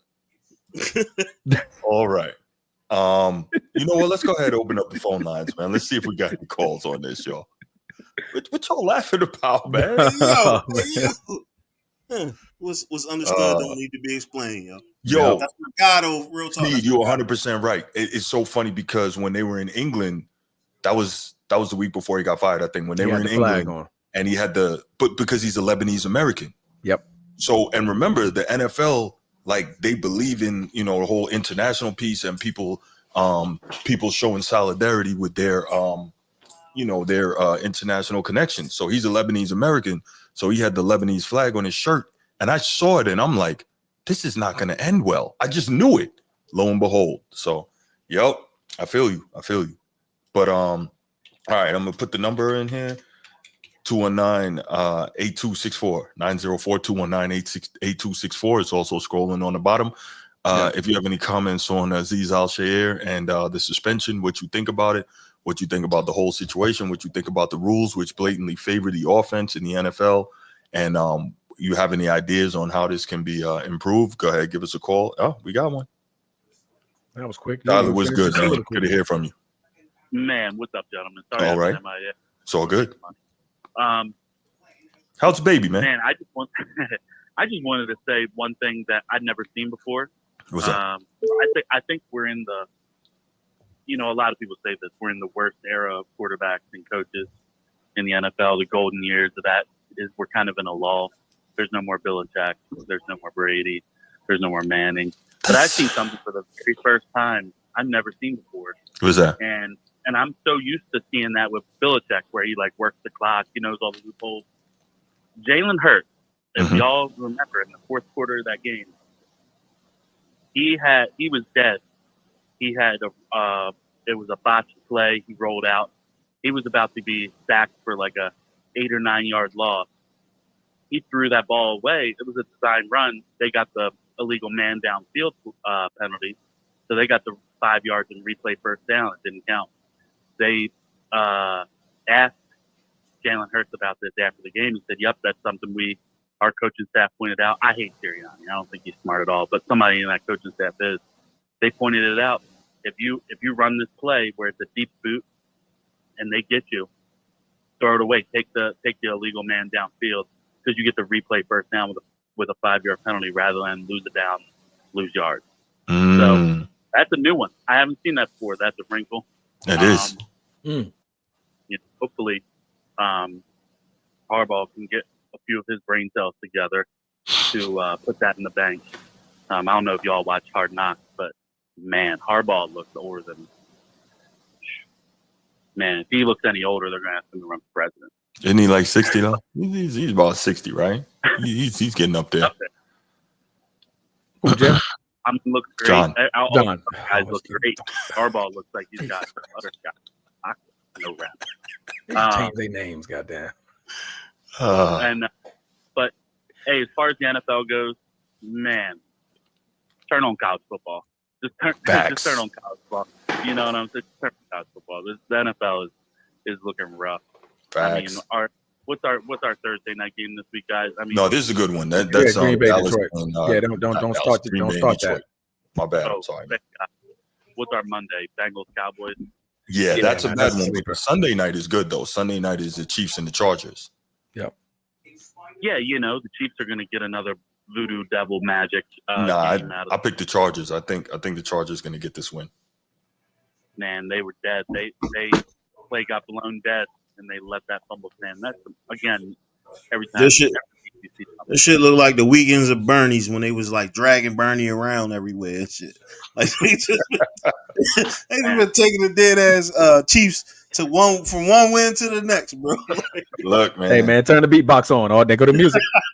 Weekend at Bernie's, man. Like classic. In the Definitely a classic. In the Colts game, that ref got ran over and he got carted off the field. They said, "What a loss for the Chiefs." Wow. But hey, that's all I really had, guys. I just wanted to comment on that Jalen Hurts thing. I never seen that before. Yeah, that's official. And we're in the age of football where you think they've thought of everything. You know what I mean? And they just every now and then they just come up with some slick shit. And props to them that we got outcoached this past weekend. We got outcoached, but you know what? There's not a lot of coaches left on our docket aside from Tomlin that are really going to give us trouble. So I think the Ravens go maybe 3-4 down the stretch. We hop in there with 11 wins, and we get the business in Pittsburgh round 1. Let's go. There you go. Yeah, I got y'all. Amateur hour, bro. That's all you got for me, bro. You saying you gonna end this shit off? We gonna lose to the Steelers first round? Nah. We're gonna beat the Steelers. That's gonna be our the beginning of the tape. We could forget the regular season. Our Super Bowl tape that they're gonna sell in QVC after we win is gonna start in round 1. He said all that winning too. Jesus. This is definitely weekend at Hey, Bernie's. we need a Jameis Winston topic. We need a Jameis Winston topic every week. This man is gold. Jameson Winston. Talk about president, dog. Real talk. Hey, I appreciate you guys. All right, we appreciate you too. SMT Media Take Network. it easy, man. Well, you might get G. Come on. I said I love you, bro. Take it easy. It sounds like it's not close to you. Yeah, it sounds like your mic is not. This motherfucking mic right here. You told me to get this cheap ass mic, yo. I had that mic and I never had a problem with it, man. I don't know what you're doing. It just sounded like you moved, like it moved away or something like that. Like you was talking from a distance. All right, No, let's I go ahead believe and y'all. I believe y'all. There you go. I'm paid $30 for it, so There you go. What's up, Steve? What up, Bruce? What up, Transformer? What up, G? you. What's going on, brother? Not much, man. I wanted to just kind of say a couple of things about like the Aziz hit on Trevor Lawrence, right? Yeah. Look, man, Trevor Lawrence deserved to get hit. He didn't deserve a concussion. He doesn't deserve to be unhealthy. He doesn't deserve to be out games. That's all unfortunate. Those are just side effects of the game. Mm-hmm. It just comes with the territory, the risk. It's like you're a firefighter. You don't ever expect to breathe in some smoke. You know what I'm saying? You're a police officer. You don't expect to be in a precarious position from time to time. Mm-hmm. You know what I mean? So, you know, what was that thing from the Martin Lawrence show the lady said? She said, you want to walk through hell with gasoline drawers on, but you don't want to feel the flame? That's it. Yeah. No doubt. You know what I mean? So he doesn't deserve to be unhealthy. It's sad and unfortunate. I don't wish bad things on people. Right. But like you went as a running back in the open field against a guy who's literally evaluated as a defender on his ability to terminate the play, end play, stop the, like even they're taught to separate player from the ball. I don't think they can do that anymore because every time you see that, there's a flag. I don't think you can. And I've been wondering about it for a while. As a defender, are you supposed to just let him catch it? Because like all they do then is they try to apply this defenseless receiver rule. But even in the tackle form, helmet to the side, you're supposed to make contact with the ball. There's all these techniques and things like how. So what are you supposed to do now? I don't know, man. I don't know. Gotta get down earlier, brother. If you don't get down earlier, you won't face. Right. That's his duty, right? Yeah. Honestly, if I'm an owner, I'm paying that fine. Because that's a thin line. That's a thin line, and the rules just change year to year. It's too fast for the league. But the owners have that solidarity, their best interest. They always want to have that brotherhood, that connection. Yeah, they move as a group generally. Yeah. So they're not going to want to say, well, you're not going to support me in protecting my guy, my quarterback, my $250 million investment. So I don't know if you want to make that public, but yeah, I think behind the closed doors, they pay it. But there's no way to enforce this any other way. Like Trevor Lawrence, I mean, if he slides 1 yard sooner, then it won't look so bang bang. Like we can clearly see he left his feet to make the hit already. Mm-hmm. But then guess what they're gonna say? As a defender, now you're launching yourself at the offensive player, and that's against the rules too. It's like everything is against the rules. You are completely handcuffed. But at the same time, I mean, I understand all the fines. I understand everything. But at the same time, if you don't instill some level of fear into the offense, then they're gonna run amok. And so, just as much as you need this player who's sliding 2 steps before, you still need that player who's keeping the offense at bay and setting the tone. That changes a lot of these playoff games. Like most of you guys know, as soon as the playoff starts, totally different game. If you get knocked out, carted off, and sometimes we'll see refs not even call that shit. So, regular season. What'd you say? You know what else, G? You ever seen when the offensive player delivers a blow to the defensive player? And there's no penalties, there's no fines. You see a hand go up into a face mask. I was about to say, and they look at that stiff arm. Yeah, they bending the freaking defender's head back with the stiff arm, and nobody calls anything. Yeah. How many times we've seen Nick Chubb, my guy, bro, send people flying? How many times we've seen Derrick Henry send DBs into the shadow realm? You know what I'm saying? For trying to tackle him. What are we talking about here? We're trying to govern and regulate a game specifically for one position. And these guys get paid on the ability to end plays. That is their job. Plays. I don't know, man. If I'm any quarterback who has that clause in there in that contract that if you get hurt this year, you automatically guarantee your contract, your money next year. Oh yeah, I'm getting carted off, bro. Like, give me my $50 million. I need that type of luxury, the understanding. Like, hey, listen, tomorrow ain't promised to nobody. However, next year's contract is definitely promised to me because I chose not to get down when I know I could have. He saw that hit coming before it happened, and it just so happened I don't know. It's double-edged sword. Yo, Man. Bruce, you're a man of logic, right? I try to be. You ever notice that when the solutions are so complicated, they don't work anymore? Yeah, definitely. Like, you got 9 different conditions to make this shit work. Mm-hmm. It doesn't work. Yeah. He's got to be sliding, and you got to give yourself up, and then you got to be this way and that way, and then only the quarterback, and if you're out of the tackle box, it doesn't work. It's just a function on trying to make things harder for the defense. No matter what they say, it's player safety. No. They just want to make it harder for the defense because they want more points. Drop the flag, stop the play. You're being a defender now. Yeah, it absolutely is. It absolutely is. But is that all you guys need, man? We're going to go ahead and move on to the next topic. You got anything else before we let you go? Well, the Lakers lost by 43, so let's go. Oh, well, hey, look. That's what's next. See the next topic, so go ahead. I'll call 41, by the way. Yeah, I'm gonna keep my speech to a minimum on this. I'm gonna let these guys handle that. All right, Sneed, man. Appreciate the call as always. Man. All right, man.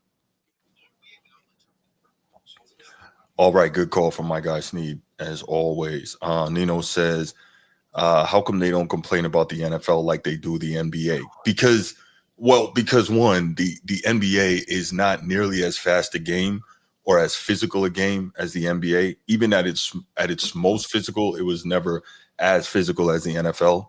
And also because it's a lot easier to see anything that happens in the NBA. And obviously the what we see in the NBA, the product is just a whole lot worse, period. It's just bad, right? So yes, there are things that definitely could be improved in the NFL, but the product on the whole is not nearly as bad as it is in the NBA. So that's that. All right, but we are gonna go ahead and move on to the next topic.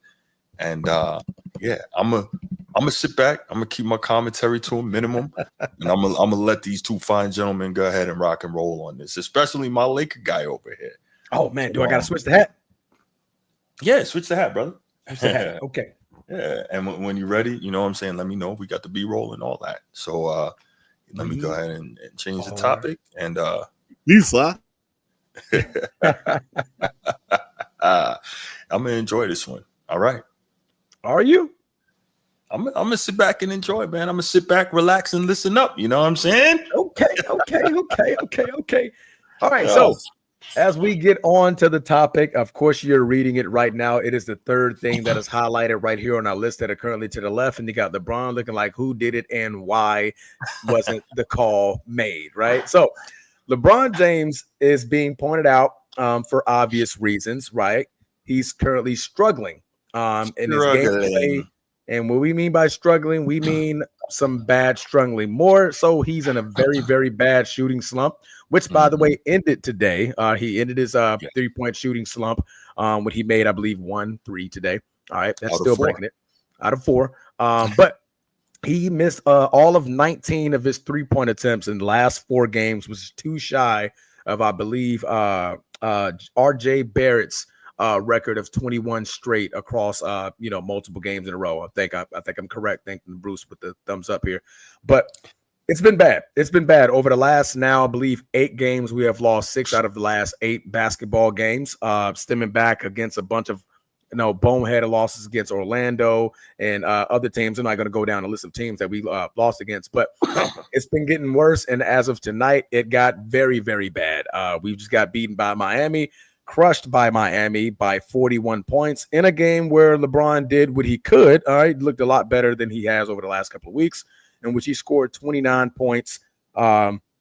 Excuse me, I just lost my stats here. I believe it was 29 points.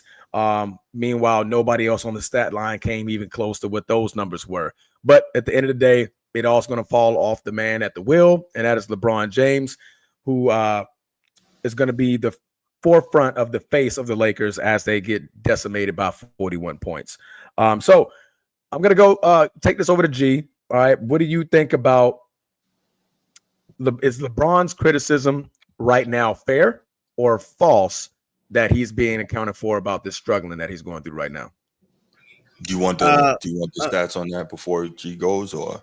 Oh, did you have the stats? I wish I would have I put them up there. Yes, sir. Yeah, my bad, G. Let's inclusion. Inclusion. It's all about inclusion. Yeah, I thought you just had a B-roll. James, everybody says that he's been defying father time basically for a decade now. That he should have been done, 7-8 years ago. And he kept putting it off, and he's like, hey, look at his numbers. He hasn't slipped at all. Well, we may be seeing the slippage happen right before our eyes. Here's some numbers for you guys. I'm going to read them off to you. You let me know what you think. Over the last 10 games, LeBron James is averaging 5 turnovers a game, which is a lot for a guy like him. That's a lot. But if some people might say he's one of the best point guards. Without a doubt. Yeah. 1 or 2 even. Over the last 6 games, he's shooting 43% from the field, which is a lot for a guy who spends a lot of time at the rim. Over his last 5 games, he is 3 for 29 from 3, including missing his last 18 straight. That's unbelievable. And tonight in this game against Minnesota, where they're down by 14 on the road, back-to-back, LeBron James, 2 for 11 shooting, 0 for 3 from 3, 3 turnovers, a team worst by far, plus minus of minus 18. Is the fall off happening right now? All right. So after hearing that, G, I'm gonna go ahead and get your opinion first, and then I'm gonna follow up behind you. Do you think the cliff has finally met its end with LeBron James and his prolific scoring ability over the last 22 years? I think slumps are normal, right? Like all great players go through slumps, right? They all go through slumps, and that's something that's the media, they going to over indulge or amplify certain things, especially when it comes to LeBron, right? Like this dude he's a cash cow for the NBA. Do he look like Jordan when it was his last year going through slumps? Hey, those there are those up and down games that's going to happen. We just got to let it play out. However, right? Father time is father time, man, and nobody is immune to, playing multiple years, over 20 years in the league. And when it comes down to your body at the same time, that low T shit, man, like that hit everybody. Like you just don't have a will, to get out there and do. Said he need a T boost. He's a T boost. You know what I mean?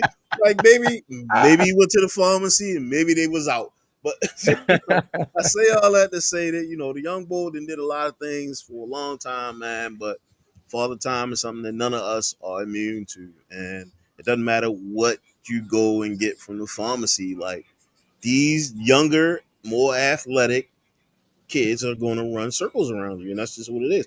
But we are in an era where there's not a lot of defense being played, right? And so these are open shots that he's missing.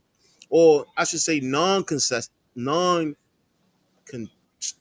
shots that he's missing. Yeah. And that's different, right? Like all you gotta do is spot up and shoot the 3. Like, it's too, but you LeBron, so you can run through picks and maybe don't shoot so many goddamn 3s. Huh? Go to the lane. Like that's where you at now, bro. Like at a certain point in time in your life, you gotta get your buckets in the hole. Like that's just how it works. And so that's my 2 cents, man. I don't really care too much about LeBron struggling. All great ones go through some level of struggles, but this is unacceptable for the one that they call the king. This you can't get days off like this, and so it's normal, man. Like he's human. So I mean, to piggyback off of mostly what you said, shooters do go through slumps, but LeBron is not that. He's LeBron not a is shooter. He's never been a shooter. Absolutely not. Right? There you go. So Take as your we ass know, down. if you Stop being watch, lazy. I'm sorry. I don't want to take them. Stop being lazy. Yeah. Take your ass down the paint. Take that with that TRT. Go ahead and get you some of that TRT. No, we know LeBron got some better stuff than that, man. We do, but we ain't going there. He's got some better stuff than Yeah, that. get that TRT and carry on, bro. He got that stuff that can't be tracked yet. On that Nugenics, that he Doug got Flutie and Big Hurt commercial. His stuff, his blood work needs to be regulated. That's the way. Oh, man. It's not real, dude.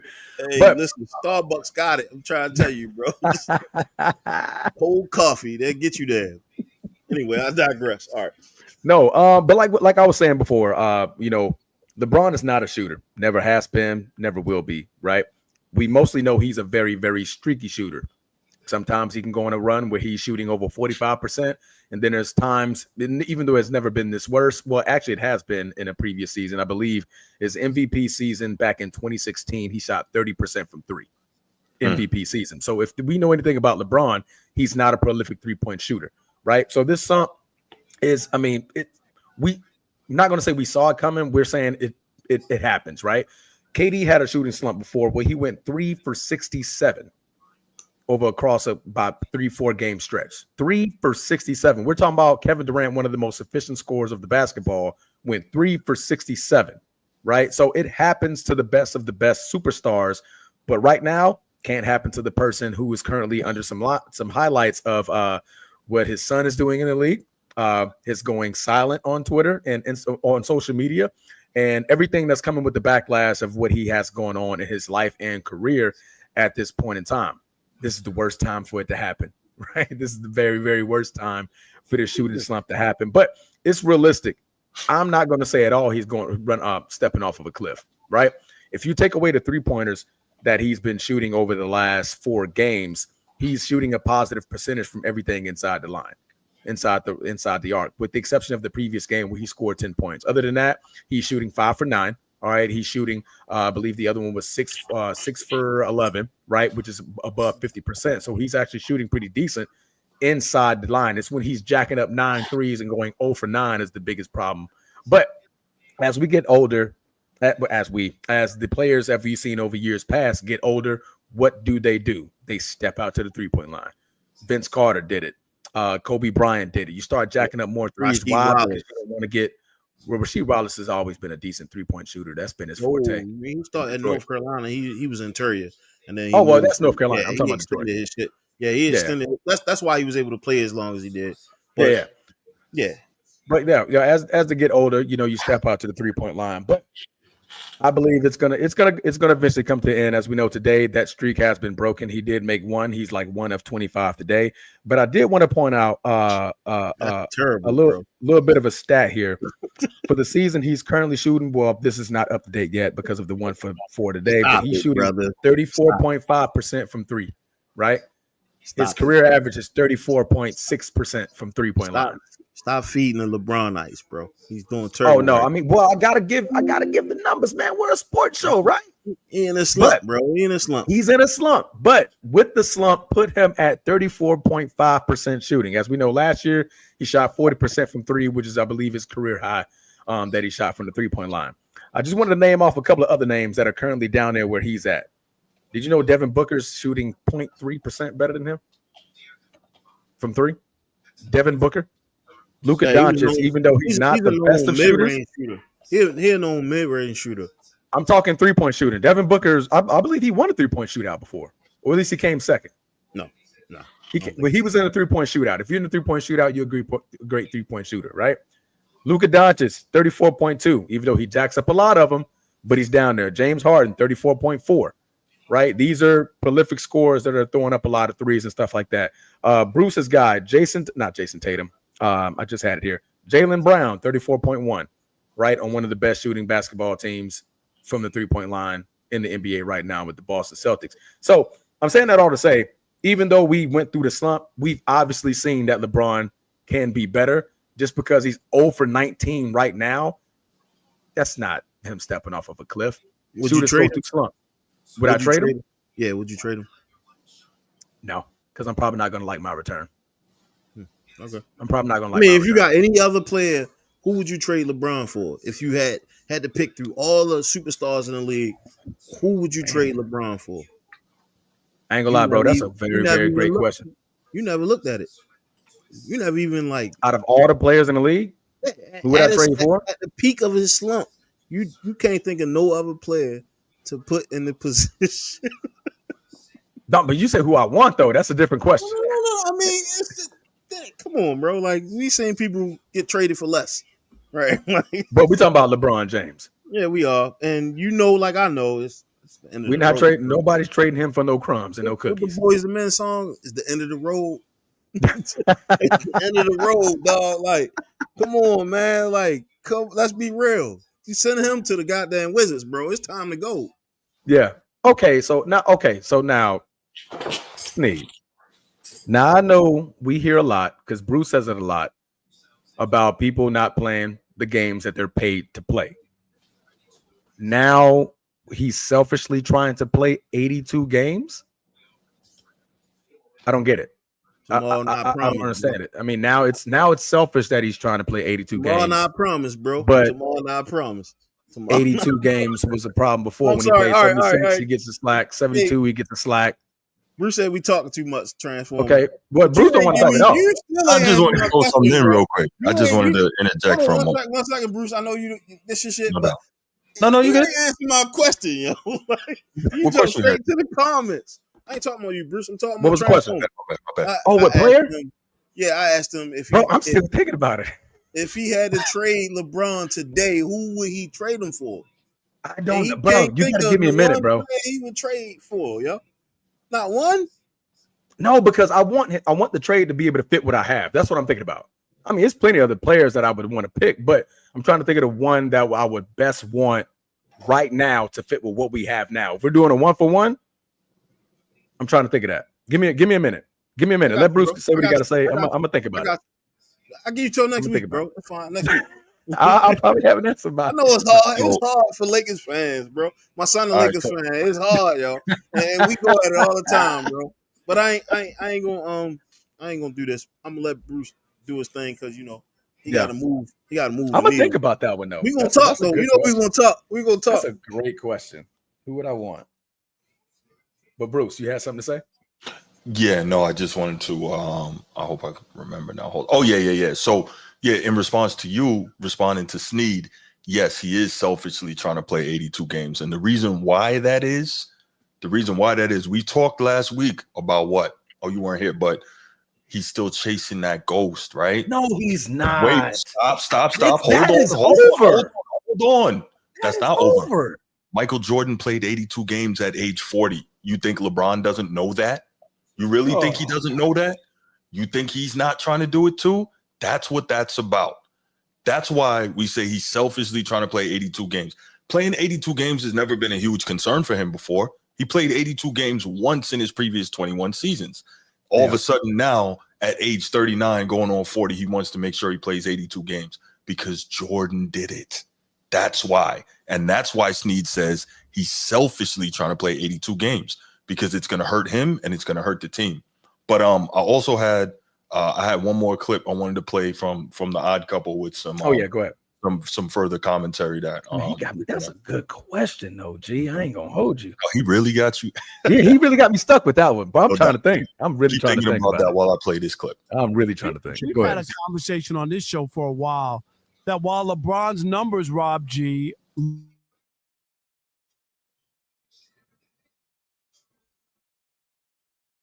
Something going on?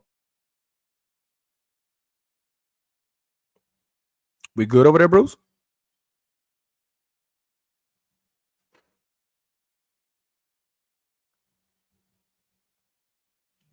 It said clip cut out. Yeah, it did.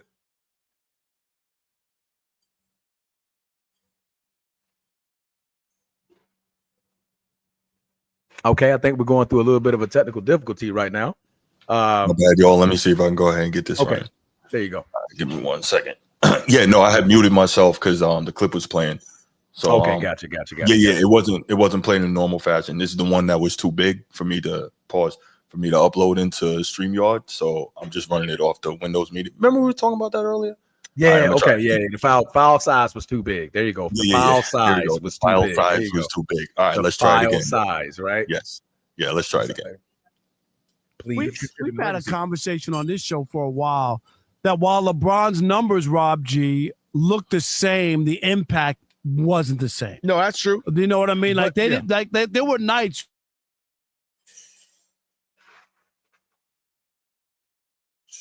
Is it doing it again? I believe it cut out again, gentlemen. Yeah. It cut out again. My bad, y'all. I apologize. Can't get the clip running, but so we'll skip that. But he was giving they were giving some more breakdown on LeBron's lack of impact, even though he's still getting his numbers. What the Odd Couple was basically talking about was how in the past when LeBron got his numbers, it would have a much bigger impact on winning. Now he's getting his numbers, but they're like empty calories because they're not really helping the team. For instance, tonight he had 29, but what? Minus 21 plus minus, right? I don't think I've ever seen a plus minus where every single person on the team was in the negative. And if they were getting blown out by 40, why did Bronny get no minutes? That tells you how bad this kid is. But anyway, I digress. I'm just saying. Hey, man, the boys did shoot like 51% from three. That shit was crazy. Yo, shooting at a dude's kid is the craziest thing ever. It's not shooting at his kid. He's bad. Oh, okay. No. Hold on. See, I see what you did. Here we go, young disciple part 2. Nope. Carry on, gentlemen. Part 2. Here we go. Get my pop, babe. Could you get me some popcorn? Could you find me a bag of popcorn? Hey, before you get started, if you had you're a GM, right? You're a GM, Bruce, and you got the opportunity to trade LeBron, right? Who would you trade him for? I have no idea, honestly. Thank you, Bruce. He's not even a fan of the team. No, I really don't, because it's a number of things, right? You got to think about the money. You got to think about the long-term effect. You got to think about the effect on your current locker room. Yeah. The long-term effect. We talking about he got like 2 years left, bro. So then why am I trading for him? That's number one. Why am I doing that? He's creating a hypothetical that just doesn't make sense. I get what he's trying to say, though. Who would we trade him for if the opportunity presented that we could have any player in the league? That's why you niggas will never be goddamn GMs, bro, because y'all not seeing past. Okay, well, who would you? Okay, we can't. Who would you trade him for, G? A pack of Skittles and a goddamn Slim Jim, bro. Like, he is out of there, yo. Like, real talk. I mean, okay, yeah, he gonna fill seats, but at the same time, you gotta watch this lethargic motherfucker go up and down the court. And y'all gonna lose, right? Like, the Lakers ain't going. You're not winning with a 40-year-old freaking LeBron, bro. Like, let's be for real. Like, any other GM would have been shelled them, sent them to the Wizards, just like they did Mike, right? Mike went to the Wizards, and then they sent them to the retirement home, either the Clippers or the Wizards. But to hold on, a big market team holding on to the Lakers is like, damn, there's no other superstars that you can rebrand and make your team. I got Anthony Edwards, freaking Ja. Like, there's so many players out here that's gonna move the needle. Granted, they may not win, but they're gonna fill seats. Like, I don't know. That's just my 2 cents. But the fact that you guys are in hoops, which means that even though it's a love-hate relationship between LeBron, both of y'all can't figure out who y'all put in his place. But no, because it's not that easy of a question to ask me. I'm going to think about, okay, who do I have on my roster? How the players going to fit? How they can make us better? Because you said I can pick any player. So at that point, everybody's open, right? I'm not going to go sit here and just say Anthony Edwards when I think that, not saying for real, but Giannis may fit better with AD. Like, I'm trying to think, like, who's going to fit in that spot? That don't make sense. I wouldn't put Giannis and AD on this. No, I'm saying, like, that's not what I'm saying. But I'm saying if I felt that Giannis would have, fit better or something like that. You know what I mean? Not saying that he would be awful with AD. But that's just the only name I could, drum up. But this goes to show the impact that LeBron has in the league right now. Even though he in a slump, making 1 for 1,000, people still was like, you know what, we're gonna ride it out because it's LeBron James. And so love it or hate it, nobody. It's a slump. That's all it is. Is it a slump? Yeah. Is it a 2-year slump? It's a slump. It's a 2-year slump. No, it's a current slump. Because we're not having this conversation 2 weeks ago. We're having this conversation now because it's a shooting slump and what's also going on around LeBron. The going off of social media, Bronny not being good, deflecting from all the criticism and stuff like that's going on. Now he's going through a shooting slump. Now we're talking about, is he done? Come on now. I just showed you. Last time he won 3 for 63 or 67. The last time he won was in a bubble, and we saying this dude is one of the greatest players to ever play the game. The last time he won a chip was in the bubble. Gee, you're putting me in an awkward spot. I know I put you in an awkward spot, dog. I know because now you're like, God damn, I don't even know. No, now you're putting me in a position where I have to actually defend freaking LeBron, and I don't want to do that. The fact is this: it's not that he's been in. It's not that he's been in a 2-year slump, right? But we can't say that because he hasn't won a championship since the bubble that he's been in a slump this whole time. That's disingenuous because that's not the case. I am not the LeBron guy, but we cannot say that he's been in a slump since he won the championship. Like, that's ridiculous. When you dance around from one team to the next, right? And you're not building a dynasty, this is what you get when it's time to go out to pasture. You in a position where we can go back. I mean, 5. When the last time he won a chip? 4 years ago. 4? The bubble. Besides the bubble. Besides the bubble. That counts, bro. I don't care what you say. It counts. Okay, all right. We're gonna count the bubble. 4 years ago. Yeah. And we are holding him up to the greatest player to ever play the game right now, right? He has been held up against the great ones. We don't have no other tape on the great ones. Only thing we can say at this point, the greatest player to ever play the game for most people is LeBron James. And 4 years, it's been 4 years since he won a chip. At the age of 36. Who cares about how old you are, bro? Like, the point of the matter because it hasn't been done before no other player has ever done it. That's what I'm saying. Much to put himself in a position. No other player has done it. Dominating his whole entire career. No other player. Now we starting to see like, yo, all that bullshit he did to win, all that bullshit taking players, wait, firing coaches, all these things that he did. Kareem did it transform. He did. He wasn't the leader. Kareem did it for y'all. In 1985, at the age of 36, Kareem won 40 Finals MVP. 40. LeBron was 36 when he won. So that's what I'm comparing it to. At age 36, he won Finals MVP against the I'm talking about now. Like, I'm talking, he's 40 now. That's what I'm asking. That's what I'm saying. Oh, so you're saying we're asking him to do something now at the age of 40. Okay, I get it. Yeah, I'm not talking about that. Yeah, you're right. You're right. You're absolutely right. I'm talking about now. We're asking a 40-year-old to do what he did in his younger years when no other player has ever done that before. So for me, what I'm saying is I kind of woke up one day and I was like, damn, to take two players that played with one of my greats, right? Like Melo, right? Melo is, one of the best to ever do it isolation wise. And absolutely, and that level of psychological warfare where you poaching players from other teams to play with you so that this player can't succeed, and now you're in a situation where you're not winning, but you did all this extra shit just to be in a place where you are right now, and you never gonna win. When is these Lakers fans? I ain't gonna say Lakers. When is these Lakers fans? Right? I know y'all tired of it because y'all had Kobe. Y'all had Kobe. I'm gonna say y'all had Kobe. Y'all had Kobe. Yeah. Right? Kobe demanded a certain level of excellence. Like, it didn't matter. Like, he would stay in the gym until he got out of that slump. It wouldn't have been 1 for 25, whatever. Like, Kobe, not saying Kobe never went through slumps, but okay, because I'm about to say Kobe went through plenty of slumps before. But he was such a high percentage shooter that it didn't matter if the three not even working. High percentage. Yo, volume shooter. If the three wasn't working. If the three wasn't working, Shorty would Kobe gonna shoot that motherfucker again. Not saying that at 40 years old, LeBron can't do that. The only thing I'm saying is that, like, what is it going to take for people to move past the fact that, like, this dude might be done? You know what I mean? I mean, might be done. But we also got to look at it in a realistic standpoint, right? We put all our ducks in a row to get Bron and AD on the team. We got a chip, granted, 4 years ago, right?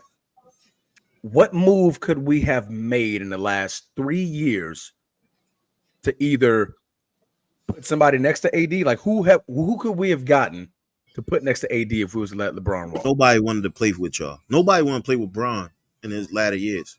Nobody wanted to deal with that dude shit. Like that's what it is. Like But they your saw favorite what he player did came with there. Melo. Your They favorite saw what player he did came with there. Melo. They Russ saw what he came did there. with Melo. They saw People what he come did there. with Melo. And he pushing everybody on the wing. So unless you're a wing shooter like a Devin Booker, you can bring a Devin Booker over there, or what's the dude that just went to the Mavericks and now he at the bench? Fucking Splash Brother. Oh, Klay Thompson. Yeah, you can bring a Clay, but at the same time, at 40, bro, you're not hitting that rack like that. You're not hitting that rack. Them young boys running up and down the court, man. Like it's time to take it to the retirement home, right? Like a chief. It's time to take it to the retirement home. Yeah, you gonna play What is bully that? Staff ball, right? sergeant for y'all? What is that? No, I forget what rank that is. that's Robert Parrish. that's Robert Mr. Parrish. Robert Parrish, the chief, sir. Like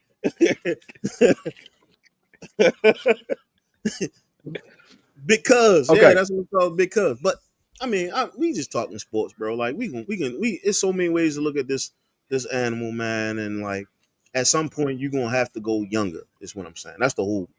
I mean, purpose. that time is coming. I mean, other than LeBron, we are younger. Yeah, these teams are not supposed to beat the Lakers are running y'all off the court because they're younger, and we starting to see the decline. Like 1% from three. Once it start, bro, that's it. It ain't getting better, yo. It's not like you don't get younger. You know what I'm saying? Like it's gonna be a little harder to wake up. It's gonna be a little harder to suit up. It's gonna be, bigger ice packs he gonna have to put on his knees. Like this is the time that you make that move. And so from one friend to another, I'm just like, yo, who would you replace him with? Because that time gonna come. I don't want you to come on here crying, bro. Like, oh man, LeBron done. Like you got to be able to be like, all right, you know what? Come on, man. No, because I was a Laker fan before I was ever a LeBron fan. So you already know it's time to move him. Oh, it's been time to move on. Bruce said it ain't time. Bruce said it ain't time to move him. I also look at it because, like, what are we supposed to do? Because one, we got AD. Like the rest of the roster, not really feel that we haven't really figured that out either, right? You know what I mean? So, like, if we was to replace LeBron, we still got no 3-point shooting. We can't shoot the three at all as a team. What is the NBA doing? They're shooting the hell out of the three. Hey, man, we can't keep up with that. Just tonight, for example, we shot 5 for 22 from three. Miami shot 24 for 47. We can't keep up. That's not on the. I'm not going to say that's only on LeBron. LeBron is part of it, but it's not only him. He didn't take 22 shots from three, right? That's what I'm saying.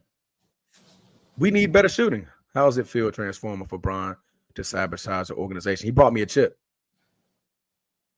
Some teams don't have chips, period, after 30 years of being an organization. So, no, you got me a chip, bro. I'm grateful. We can't win every year, bro. People expect us to win every year? Cleveland never got one until Bron got there.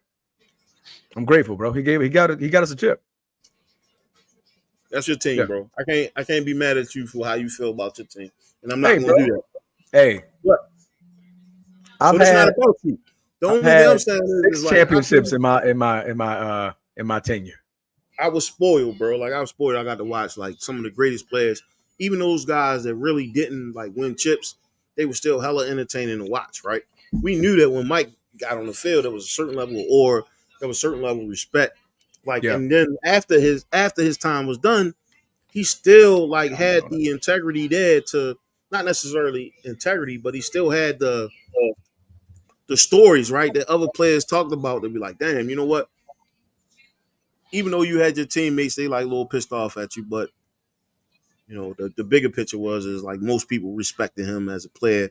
What I'm starting to see now more and more, and I think we're gonna see this a lot more when he hang it up. And that's maybe the reason why he not hanging it up is like people gonna drag his name through the mud and talk about the things that he did behind the scenes because he's been a GM since the beginning of time. Like he's the reason why the state of basketball 2014. He's the reason why the state of basketball isn't where it's at right now. And It's sad, right? Like, but it is what it is, bro. Like, that's why I say, like, for somebody to be that invested in what building teams, why isn't he winning still?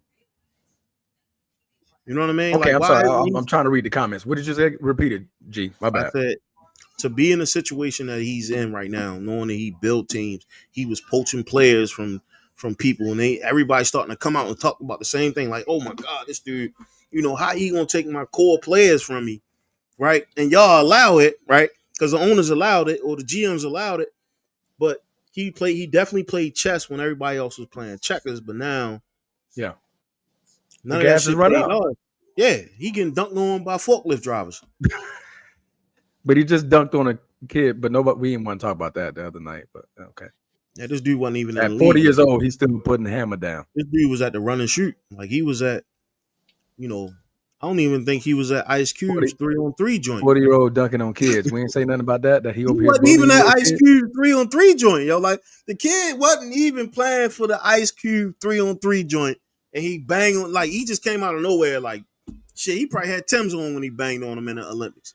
Who knows? Like he might have just walked on that joint, took his jeans off, he had shorts underneath, and banged on LeBron, and then bopped off. And now we got this shit on every embassy in that part of the world, man. Anyway, I'm not a LeBron hater. I'm just saying, like, at some point, like, he has to go to the retirement home. And in often cases, like I don't we think that's seen going to be before, happening for another year or two. another year or two, really? Yeah. Once this slump is over, we're not having this conversation. Okay. We're having, like, literally 2 weeks ago, Bruce, what did we just talk about? What did you just have a segment on? I mean, I know y'all holding on About and LeBron. believing that this dude gonna get the Peyton Manning send 2 weeks off, ago, right? you just had a segment. About chasing Jordan, that one? No. You just had a segment and you were applauding LeBron. Because of his play. The way he was playing. Yeah. 7 games in a row now. Now we're talking about him struggling in a shooting slump. Now we're having this conversation. But it's See how it flips in 2-3 weeks? It's a lesser defensive game, though.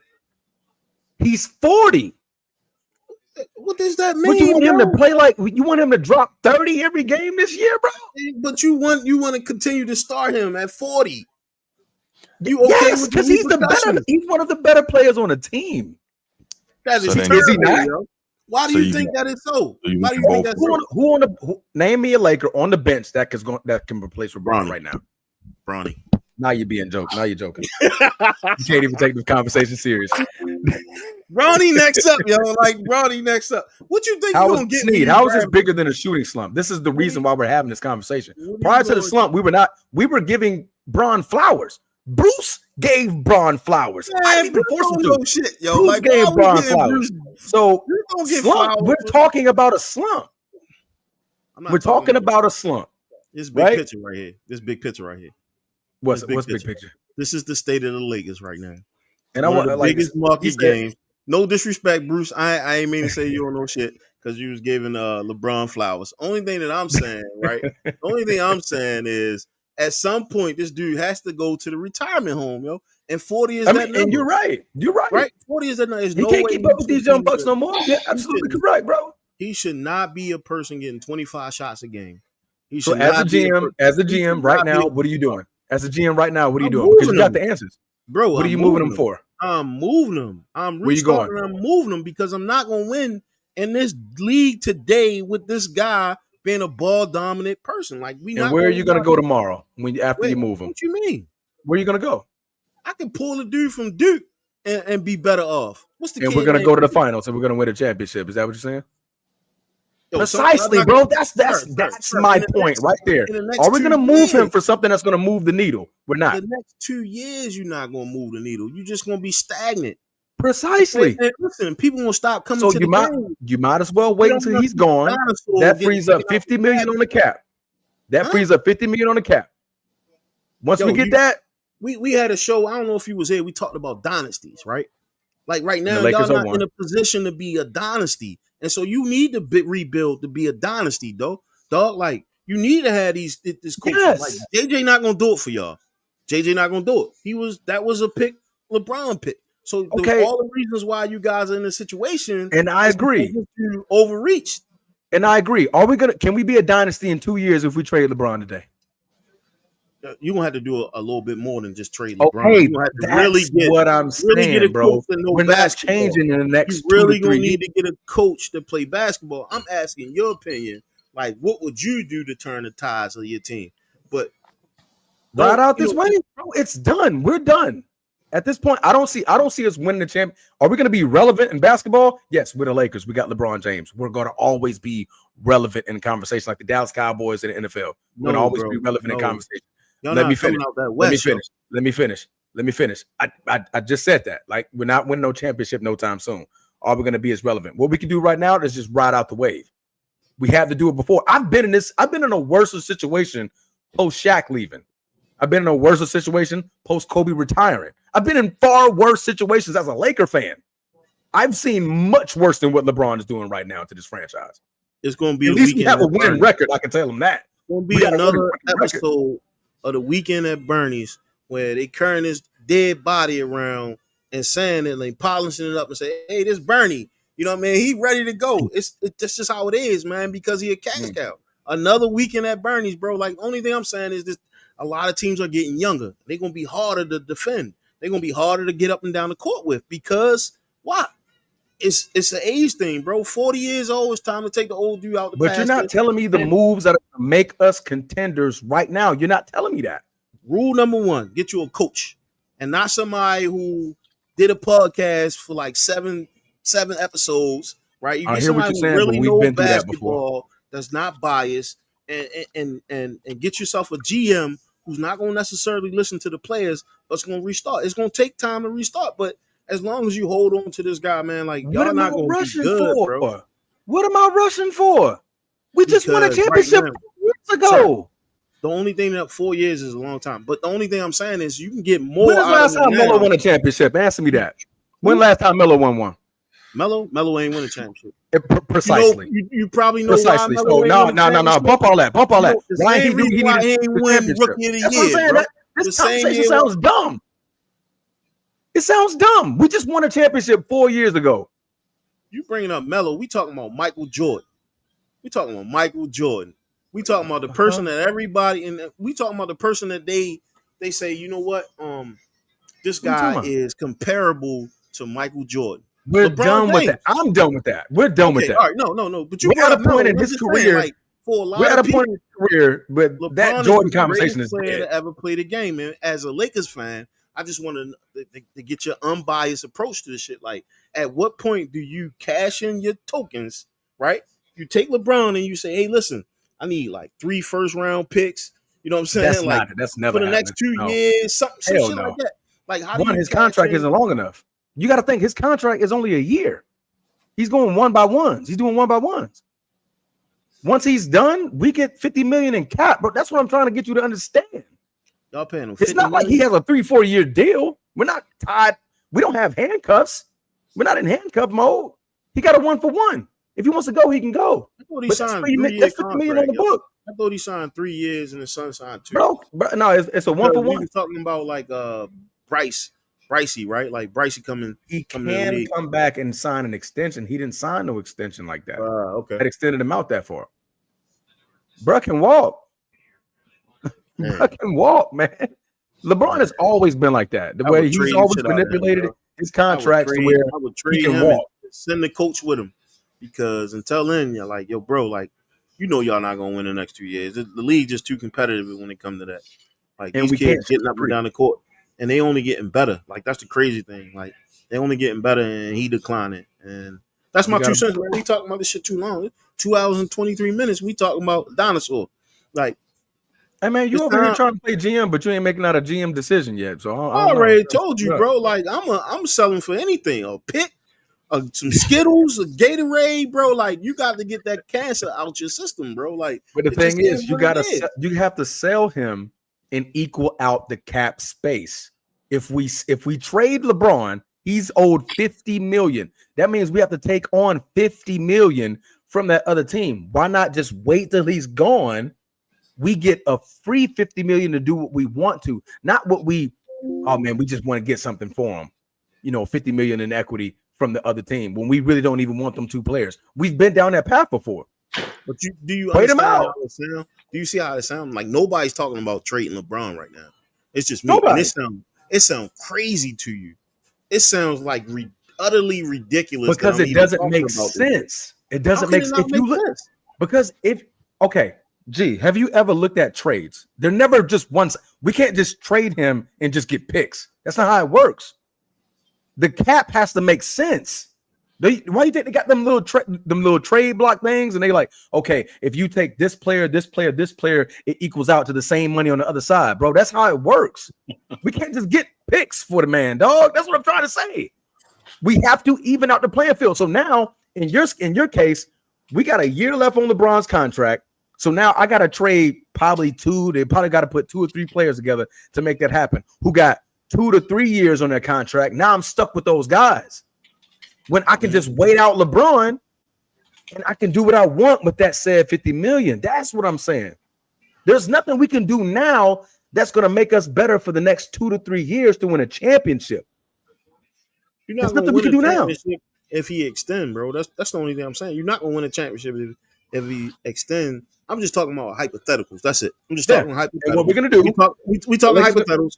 I don't have the insider knowledge that you have. I get you because the reason why it can only make sense to keep him at this point, right? One, money. Money is always going to be the biggest talk in the NBA, right? He's going to fill the box office, tickets and all that's going to sell for Laker Nation. I get what Jeannie's head is going. She's all about the dollar signs at that point. But if you go in the off season and there's no freaking body available, shit, might as well keep him there. Like at least for the Lakers, I'm thinking from a business perspective. At this point, I might as well keep the asses in seats if I can keep LeBron. If I go in the off season and there's really nobody available that I can go and get, if I was to let LeBron walk, right? I'm not going to go and do what we did previously when we had all that money and we gave Mozgov $20 million. We gave Luol Deng $20 million because we had to spend the money. Remember, you can't go over the cap, but you really can't stay low. So we got to do something with the money. I'm not going to go in the off season and be like, hey, man, Braun, you got to go. But then I look at the market and, man, I don't want that player. Oh, man, we can't do nothing. Now we got to go and do the same bullshit we did when we got Timothy Mozgov and Luol Deng for like $40 million. And that was the worst move ever for the Lakers. I think you can't trade him because you're not going to get nothing for him. You stuck with him. Who's going to trade him for a 40-year-old right now? Exactly. You stuck with him. So I understand what you're saying. And ride it out. That's the only thing we can do, bro. Ride it out. This was a hypothetical again, right? Like if you could, who would, because that's what I said. That was the question. Like if you could trade LeBron, who would you trade him for? And you gave me all these reasons of why you can't move LeBron. Well, because that's a guess. I mean, that's a wishful thinking question. You know, it was just like we overcomplicated this question when I was just like, all right, these are the couple players that I would trade them for. And that was all I was looking for. You gave me we can't move them because that's a wishful thinking question. I'm giving you a real answer. You want a Laker fan or you want a hypothetical question? You play 2K? You play 2K? This ain't 2K, bro. Sir, do you play 2K, sir? Yes or no? What does the headline say? LeBron is struggling. You want to talk about 2K? Do you play 2K? Yes or no? Not no more. I haven't bought it. Not no more. But you played 2K before, right? Oh yeah, I have. Yeah. So when you was trading players, you ain't really care about all this stuff. There wasn't no emotion to it. You just click the button. Yeah, because the next year the new game come out. I don't have to look at it 3-4 years down the line. I'm a Laker fan. I'm looking at it 3-4 years down the line. I am, bro. I don't know any team signed up to get worse. I said Anthony Edwards. He don't even know what the hell he's talking about. What's his favorite team? I gave you a John Morant. I gave you an Anthony Edwards. Cleveland. He should be thankful Bron came there. Oh, move on. He's just talking noise at this damn point. Jesus. Anyway, bro, like nothing he says makes sense. First off, I need to be thinking AD for why we got the championship. Bron is the reason why AD's there. So come on, Sneak. Come on, think. Money is the reason why AD's there. Money is the reason why AD's there. It's not LeBron. Bruce, how did AD get to the Lakers? If you don't mind me asking, didn't they paid him, bro? They paid him. Didn't Clutch Sports? LeBron and Clutch forced that. Did they pay him? Yes or no? Is he getting paid? Obviously, they paid him. He'd be getting paid. He was already paid. He getting paid to play basketball. He getting paid millions and millions of dollars. He had to get traded to come to LA. Who forced that trade again, Bruce? LeBron and Clutch. Thank you. So did they pay him? Yes or no? Did they pay him? Yes or no? Yeah, they extended him afterwards. All Yeah. right, so you What does that have to do with him? Reason why he's there? So There's no do you team think- in the league he could have been on that he wouldn't be getting paid. I don't understand that argument at all. Well, I don't understand the question, right? Like you saying, oh yeah, just because he would Clutch Sports, they gave him a better deal and he went with him. That's what happened. They gave him the best possible deal that he could have, and that's He why got traded. Bro, all right, he got traded, but then didn't he resign after they? Didn't he resign? He not still on the same Because they contract. won a championship, bro. He's not under the same contract though, bro. He's not under the same. Yes or no? Correct me if I'm wrong. Is he under the same contract? Yes or no? Aneurysm. That's a no question. It's been a new contract. He had to since want to came be the there, Lakers. and he had to get paid in order for him to be there. He could have went anywhere, bro. He could have went anywhere. You absolutely And right. he stayed with the old. But let's man not LeBron. only say that the reason why he's there is because of LeBron. That's not true. That's He had exactly to want to the reason that he's there. Oh, bro, come on, dog. Like, let's be for real, man. You giving this okay. guy too much at 40 years old. You telling me that this guy still want to be there? Like, is no other team he want to play for? He's only there because LeBron. LeBron, like Clutch Sports might be his agent, but that don't mean that they ain't getting the better deals for these players, yo. Like, come on, be for real. Okay, G. I'm gonna just All right, let's do this. go with that one. I'm gonna let you go with that because I when he signed the understand what contract, they y'all literally saying, just yo, made and the conference finals. I don't get what you're saying. I understand the narrative. I understand what y'all saying, but at the same time, if the deal wasn't good enough for him to make, he wouldn't be there. Even a trade. They made the conference finals when he signed that deal, bro. So he thought he had an opportunity still. Did he get paid? Okay, yeah. My bad. All right, let's go ahead and let's open best up. to where I give credit to LeBron because that's why AD is there, Sneed. AD is not in LA without LeBron first being there. That's what I'm saying.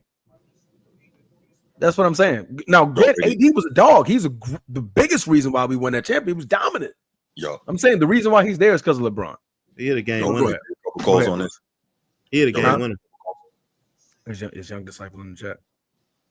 Okay, cool. Hey, it's my guy.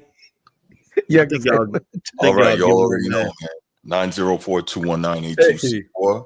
Go ahead, take these calls. Downplaying AD greatness. Who's downplaying Sneak? Bro, Sneak just nah, man. That y'all is, man. Y'all saying that, oh, he's just some okie doke player. He was putting up 50 balls at the Pelicans, bro. He was putting up a 50 ball with the Pelicans. But AD's been a beast. Yeah, he was putting up a now, 50 granted, ball, he man. has some like, soft come on, moments, dog. but that man is a dog, bro. Gentlemen, Nobody's downplaying his greatness. We got a caller on the line, gentlemen. Go ahead, take that. Oh, that's Bruce. Hey, what's going on? Hey, Bruce, goddamn, you can never round up subjects for LeBron, can you, boy? LeBron the subject twice a goddamn week, ain't it, Brucey? Hey, twice a day today. I mean, goddamn, but that boy really got his hooks in you this week, boy. He's really ruffling your feathers the wrong way, huh, Brucey? Hey, notice Bruce ain't talking. This because he wanted me to lead this. He was kind of gassed out from the gaslighting earlier. Now, let me say this, though. I would truly say this. Besides the bubble championship, LeBron's arrogance has been a detriment to the Los Angeles Lakers organization. It has been nothing but drama since he's been there. They like to suffer in silence, too, Bruce. I know they hurt. I think his Lakers tenure time is up, and it's been a complete failure. It's been a failure. But Bruce, how can anything be a failure when you brought a championship? No, but it's an asterisk besides that. No, it's not. No, it's not. No, it's not. Look it up in the record books. Is there an asterisk right now? It's not. Y'all place an asterisk there because you choose to, but it's not. It's no asterisk there. That championship happened. Everybody had the same opportunity. The Lakers seized that opportunity. They won. Well, they was catching COVID, yo, and they couldn't play. They was getting COVID. Stop it. Everybody was healthy in that point. They couldn't go nowhere. They was catching COVID and they couldn't play. This Lakers tenure has been a failure. Okay, that's your opinion. It's been a soap opera. I agree with that. LeBron moving pieces all over the goddamn place since he's been there. He traded the whole young nucleus when he first got. First of all, first, let me say this. Is he the struggle? Is the struggle? The question is about him struggling, right? Is he? I want to say he's falling off. I want to say he's falling off, but he don't have the same passion he once had. I would say that. I would agree with that too. And he's at 40 years old, it's kind of that light gets dim after a while. Yeah, the 3-point he shoot to me through, it's not the same. As far as since he's been there, he's fucked the Lakers organization over, man. He traded away Ball, Ingram. They had the young nucleus that they probably still been balling right about now. Who's to say? Because Lonzo hasn't played, can't play, injury prone, so we dodged that bullet. Brandon Ingram, injury prone, dodged that bullet. But who said we saying that now? But who said his career trajectory would have been the same? Would have been the same if he stayed with the LA? We can't say that. We don't know that. But what do we do? What do we trade him for? What do we get in trading for him? We got AD, but and what has like truly benefited us, but a whole bunch of drama. But what did we get? Okay, I want to make it clear, Bruce. I only care about winning titles. The drama, been through that. I don't care. Drama is drama. I can turn on what's that? Love and hip hop. If I want to care about drama, I don't. Right? What did he do when he came to LA? He gave us a title. That's all I care about. Other than that, he gave us a title, and when he's been there 5 years now. There's franchises who've been around for 30 years, no title, none, zero, zilch, who are talking, even in the chat, about nothing, right? He gave us a title. I'm grateful for the title because teams wait 20, 30 years to get one.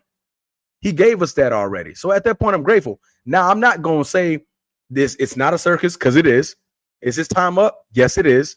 He's getting old. Yes, he is. Right? I'm agreeing with everything you guys are saying, but to say something is a failure when you brought gold, a trophy, a title that's gonna forever be in that stadium next to that stadium. That's it, bro. I care about the title. I don't care about none of that other stuff, bro. I truly don't. That's a title that truly, seriously, people don't have no respect for. Everybody's saying is an asterisk beside it. The fans do. Not the fans, that didn't win it. It's just not the same. It is not the same. That bubble championship. Well, they got the championship, like you say. But Foz has him struggling this year. I think he's showing is a lack of passion. I just think he wanted to play. His goal was to play with his son this year. But y'all know the Lakers are a playoff type team, though. They don't really. They always struggle in the early season for the past about 3-4 years. Am I right, Transformer? I'm sorry. Say that again. I was trying to read this comment. Say it again, Bruce. They've been struggling early on in the past couple seasons. Am I right? I think every season, damn near. For real. Yeah. But every season has been a bad start.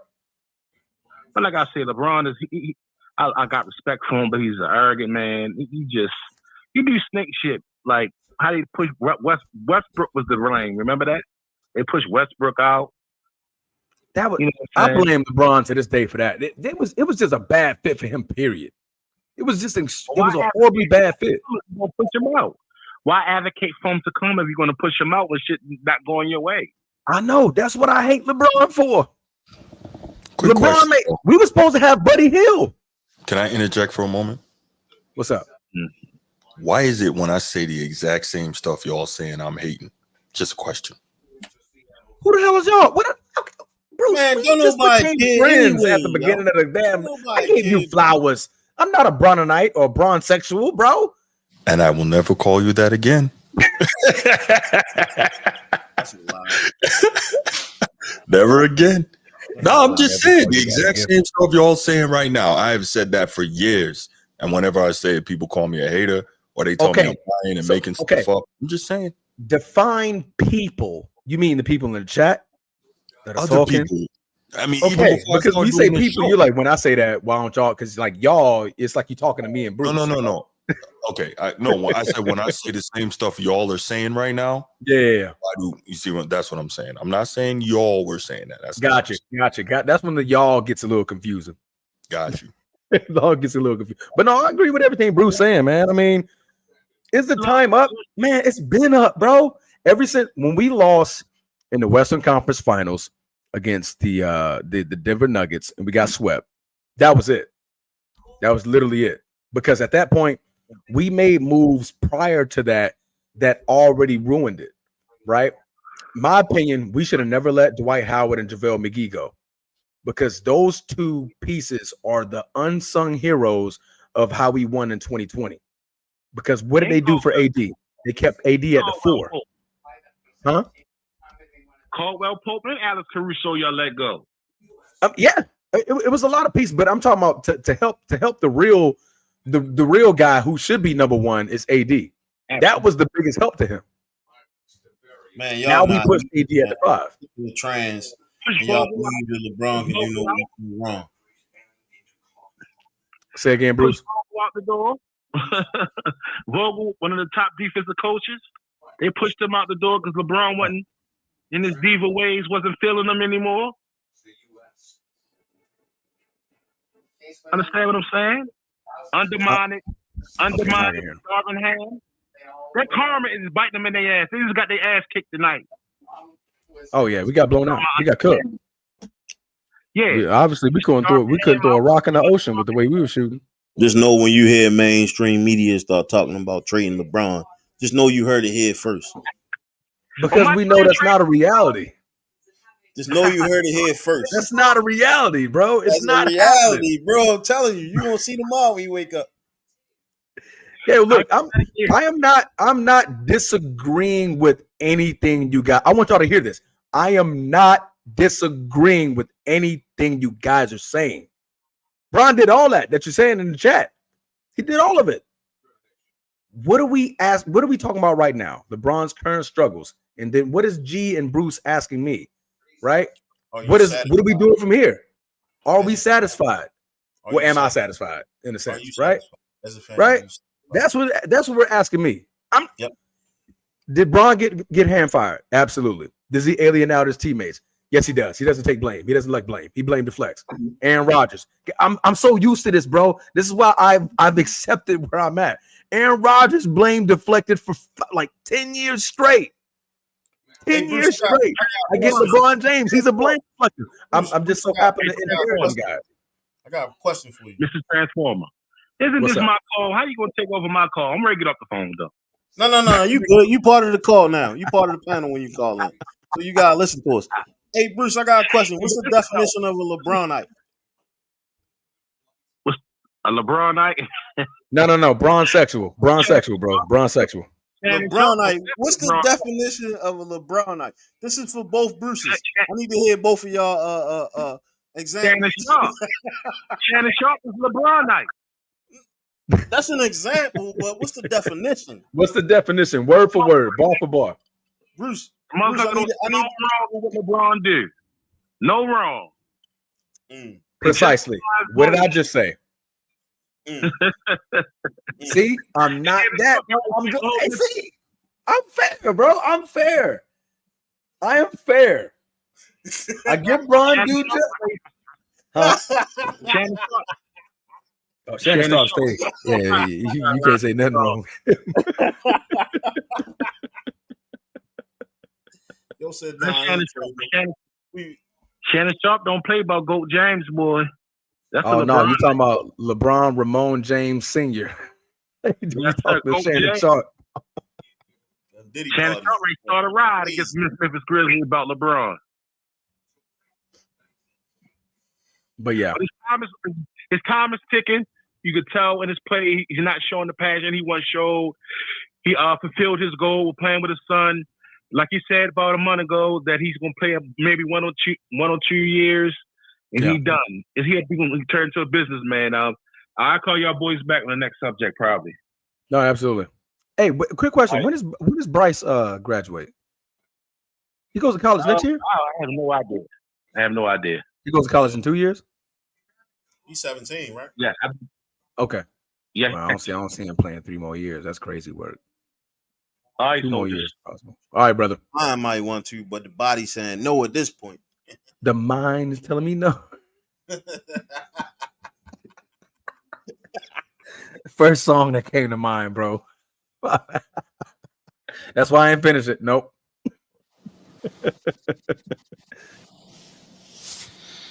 LeBum X Diddy equals Diddy Pop. Man, J Boy. First of all, J Boy Lock. I don't think. Have you seen him before? Nah, I think he's new. Okay, man. So J Boy Lock, you commenting so much. I need you to hit that like button and hit that subscribe button. All right. He definitely did that. He's subscribed. He did. My Yeah. guy, LeBron J wanted to Boy go to the Lock. Wizards. Okay, let's go. If LeBron wanted to go to the Wizards, they'd give him a max contract. Why are you trying to trade LeBron everywhere, man? Nobody wants this dude. He's trying to put the 40-year-old on the block. Nobody but the Lakers, huh? He trying to sign the contract. Somebody want him. Nah, nobody wants this guy. Because you got to pay him a rack of money, and all he's going to do is bring his drama to your program. Nobody wants to do that. They signed him with the conditions that his son, who wouldn't play in Ice Cube's 3-on-3, he wouldn't make Ice Cube's 3-on-3. He signed to the Lakers, bro. Hey, listen, man. I'm just don't be mad at me because that's what happened. Transformer, you saying him like Ice Cube sent the invitation out there. He's like, hey, look, won't you try out for the 3-on-3 and see if you make it? It was crickets. This isn't a Bronny conversation. It literally says LeBron is struggling. It's sports, bro. This is a sports podcast, and we should be allowed to talk sports. We are, but the topic is LeBron is struggling. Struggling. And that's probably why. Psychologically, I'd be struggling to my son was shit in the bed. I did all that work to put him in there. That could be a big reason why. Man, I gotta deal with this shit, man. Damn, bum ass. I'm like, you're a fucking bum. But we know. Well, all right.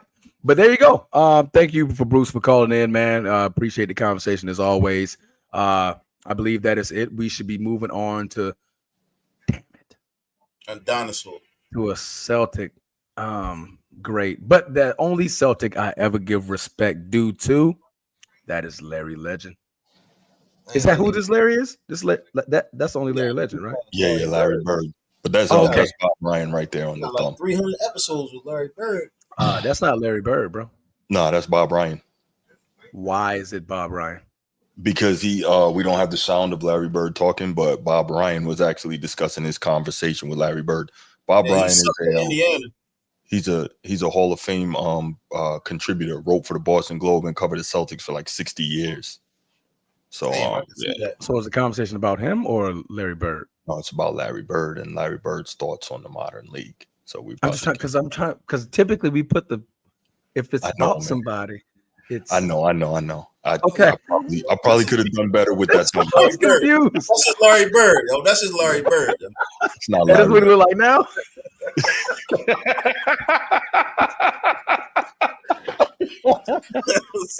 Larry Bird went through some troubling times, boy. Indiana ain't treating him so well. Hey, he had a bunch of paper cuts. Indiana's not treating him so well. No, that is Bob Ryan. Bob Ryan's a Hall of Famer, man. Oh no, I mean, granted, we know who it is. I was just trying to didn't know if it was. I got you. Yeah. I probably could have done better with that. Yeah, I won't make that mistake again. Could have at least warned us a little bit. I'm like, okay, I could have. Hey, we're gonna have. We're not. I should have. Just could have. Should have. All right, y'all. So let's do this. Let's hit this last topic. This is gonna be shouldn't be too long, and we'll get up out of here.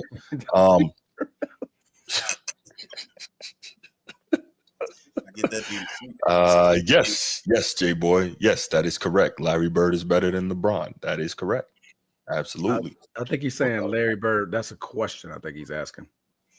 Oh, not being funny. I'm just saying. I think that's a question that he's asking. Yes, Larry Bird is better than LeBron. Yes, gotcha. I'm saying that.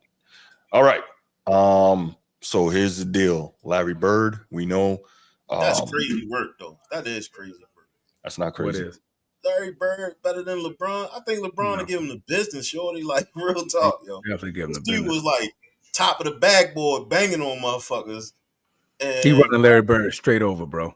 Hey, come on, yo. I talk shit about LeBron. Hold on. Real talk. Gosh, we keep so many people keep going to this faulty athleticism argument. How many great elite athletes did Larry Bird destroy in his career? Real talk. What, LeBron James?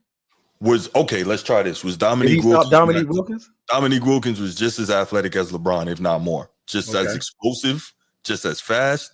Okay. And Bird destroyed him on a regular basis. Vertical wise, Like Bird- 1-on-1, like he had to guard Dominique Wilkins. They were small forwards, yes. They were. That was the assignment, yeah. And Dominique Wilkins was held under 24 points a No, game. I'm not saying he locked them up. I'm saying Okay, he consistently got the better of that's them. my point. Bron Yeah, getting them buckets. in high school, yo. Yeah, but what? Yes, What do you say? LeBron had a 50-point cycle in high school. Look it up. We 50-point cycle. What is that? It's a 50-point cycle. Yeah, that means multiple games with over 50 points. And he did it time and time again. On a consistent level. It wasn't like he just did it one day. He was doing it all the time. Okay. And he was doing that shit to NBA players as well. I agree with Before that. he Okay, was so hilarious, nice. So that's great, but Larry Bird was killing people. He's still top 10 all time in NCAA scoring. We know that, right? It's a good thing they ain't never meet each other because you probably different. People really forget how good. You know what? It's all good. So anyway, where were we? Let's get to the topic, bro. Get to the topic. Don't let G. I'm disrupting everything, bro. I'm disrupting everything. I see what you know. G is bag today, bro. There's no longer Larry Bird. I'm giving Larry his flowers, yo. I promise you I am. It's all good. When it comes to a LeBron in his prime and a Larry Bird in his prime, I don't think you not with him. I just don't athletically he would be able to defend him. Listen, and that's fine. Bruce has yet to start the conversation about what we're talking about. This G is immediately cut that shit off and said, "Oh no, that's crazy." I'm sorry. Go ahead. Well, good. Let Bruce break in the intro. Let me be quiet so you can do the intro, Bruce, man, please. No, I love it, man. I love it. I started to call out with a cold. I see what G be trying to get me going, but I don't fall for it anymore. I see it though. I see it. It's all love. That's my brother right there. All right. So crazy. Larry Bird, one of the all-time greatest players, right? I think we can. Sure. Well, I don't know about G, but for me, he's in my top 5. I know a lot of people have him top 10. What's that? Top 25. Top 25. Okay, yes, there's no question he's top 25. Arguably in my top 10. No question about that.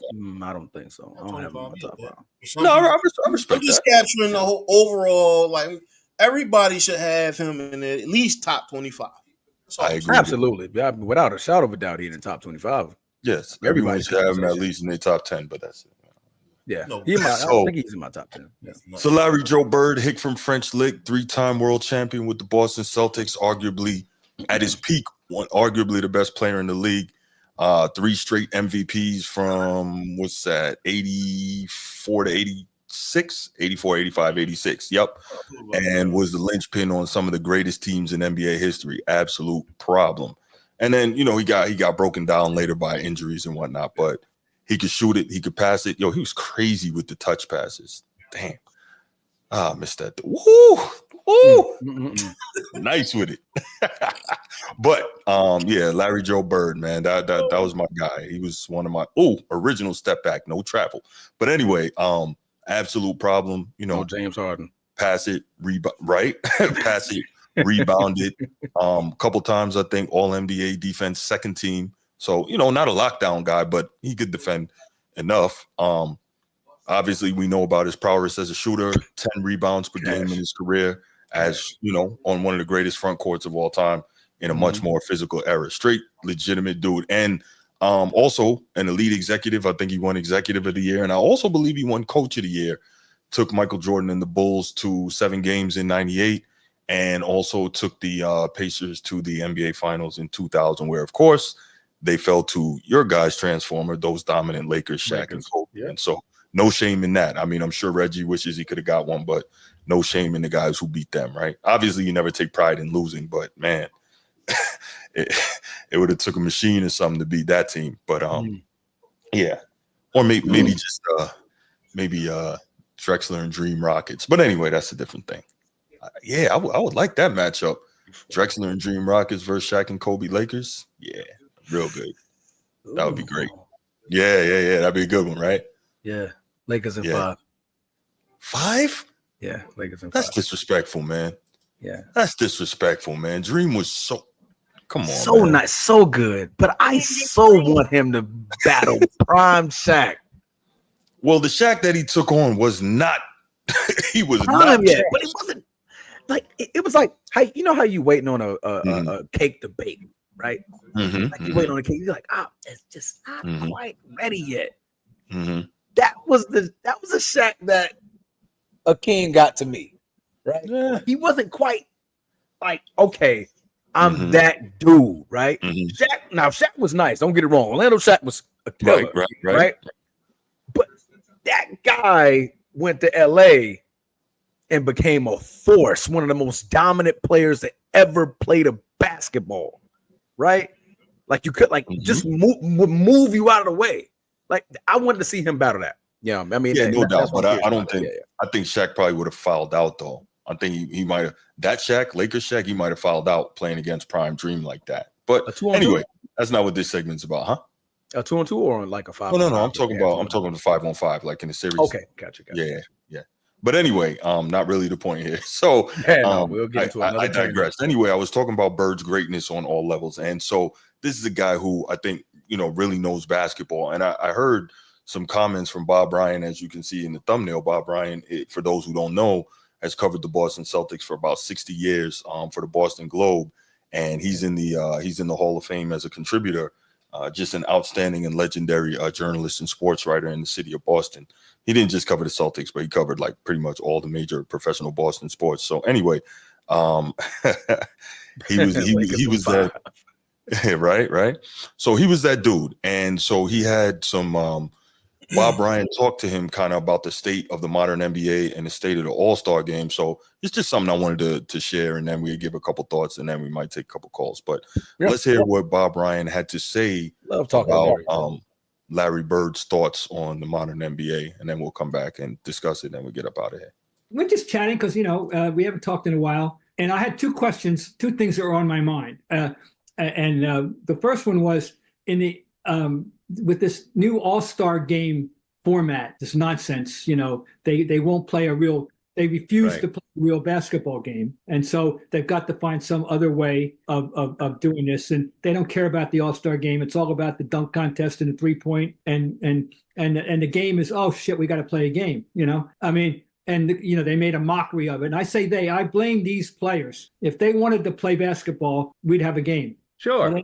They don't have any sense of personal pride. I don't understand it. So they give us 211 to 186 last year. And, it's disgraceful. It's embarrassment to me. I mean, they should be embarrassed. Well, they're not going to do that anymore, and they're going to do some nonsense. Okay. So I went to Larry, and I said, Larry, what was your attitude toward All-Star game? I wanted to win, period. Quote, unquote. I wanted to win. Right. I said, we played competitive games. No, you don't want anybody to get hurt. You didn't go nuts. You didn't go crazy. You didn't do stupid things, but you played basketball and you wanted to win. Gee, how elementary is that? Well, we've gotten away from that. So I want to hear it from the horse's mouth, if you will, and a guy who, and that leads me to part B. In his first All-Star game in 1980 in Washington, Larry Bird made history. What was that, Bob? He made a 3-pointer. I said one singular, a 3-pointer that basically put the game away. Okay. And it was newsworthy. He hit a 3. Wow. Well, then we got into a discussion about the 3. Now, here's the revelation that I love. Larry Bird said, well, hell, we never practiced threes. He said, the first time I practiced threes was prior to the first 3-point contest in 1986. Bob, when you mentioned, are you good with Bird before we move on? Because I have what else? That's the big thing was that the All-Star game and the fact that they played it. He's disgusted. He was invited last year. He wouldn't go. He thought it was a joke, and it is a joke, and it's awful. And so the reason I brought that up, right? Remember, we had talked about a couple weeks back. We talked about the horrible state of the All-Star game, and how Larry Bird and Big O and Dr. J had to go into the locker rooms last year and beg these players to try and play hard. And what did they do? Commence to go out and give us the worst All-Star game in NBA history, right? Yeah. So then we hear Bob Bryant talk about how disgusted Larry Bird was with that lack of effort. So first he talked about how when he talked to him and he asked him, what do you think of the All-Star game? What was your mentality going into it? He's like, I wanted to win, right? And so this is where Bob Ryan was like, these guys today, they have no personal pride. And this is the same thing I always talk about. There's no pride as competitors. And y'all going to think I'm crazy, but I'm going to go back to the last topic, the last guy. LeBron is one of the biggest reasons for that. One of the biggest reasons for a lack of competitive fire among players today, right? Whether it's the teaming up or whether it's acting as if you don't have to play hard in an all-star game, you don't have to compete in the dunk contest or anything like that. Like, think about this. Michael Jordan, everybody, especially LeBron fans, love to get on him for not being an elite three-point shooter. Do you know that he competed in the three-point contest? Why? Because no, it was trash. Yeah, no doubt. But the point is, he wanted to get out there and compete, though. You know what I'm saying? Yeah. Like, his goal was to beat everybody at everything. Now, did he fail miserably? Yes, but he got out there and competed with no fear and no shame, right? LeBron has somehow helped to make competition totally irrelevant in the modern game, and it's confounding to me, and it's lost on many of his fans, that's the case. But anyway, I just wanted to bring this up because, like, Bob Ryan and he's quoting Larry Bird obviously in this thing, and when you talk about Larry Bird, one of the greatest basketball lifers in the history of the NBA, and he's saying he's disgusted with the modern product, I think it's something that we need to take note of and we need to be cognizant of in terms of what we have today in terms of the modern NBA, especially when you got all these young clowns trying to tell you the game is so much better, the league is in a better place, the players are better and more skilled and all that. So that's the only reason why I really brought this up, and more so to get you guys' feedback and get a little bit of feedback from the from the chat. Well, to start things off, the All-Star game is trash. It's been trash. We know that. So we don't have to beat a dead horse with that one. I'm not going to put all the onus on LeBron. Not all of it. On the part of it. I said the reason why is because we started changing rules, right? The way folks could, like, the bag. Everybody has a bag, right? So the All-Star game came more of a showcase for the fans to show off the bag, the dribble. It's always been shooting that. For the shooter, not like now. James Harden, Steph Curry shooting from deep, Damian Lillard shooting from 35. That's what it's like now. That's what the younger generation wants to see. A bunch of shooting, a bunch of dribble, no tough neck defense. Us, we wanted to see these folks just go battle it out. Who was the better team with who was the better players on said squad, East or West, right? When we started letting these folks do double step backs, triple step backs, carrying the basketball, shooting the three ball out from like 35 feet. It kind of killed that all-star mode because that's what fans wanted to see, right? If Steph Curry shooting from the 30-foot line, or 35-foot line, Damian Lillard shooting from the 30-foot line, the 35-foot line, them kids want to see that in the all-star game. But they didn't want to see that no more. I'm just saying, like, I'm just saying because I didn't want to put all the onus on LeBron. The skill set and the rule changes kind of.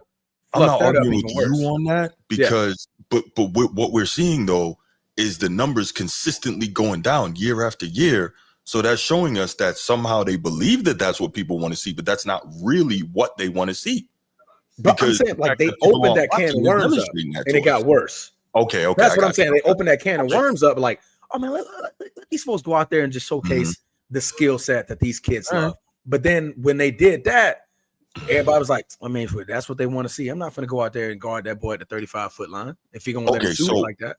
So real quick before I pass it to G, why I blame LeBron for so much of it, right? For instance, remember the slam dunk contest used to be the marquee event of All-Star Weekend, right?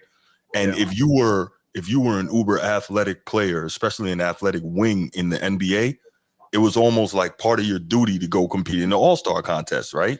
And not the All-Star contest, the dunk contest, right? When did it change that you stopped seeing these guys, the elite athletic stars in the league, compete in the dunk contest? You tell me. When Bron had no dunk package.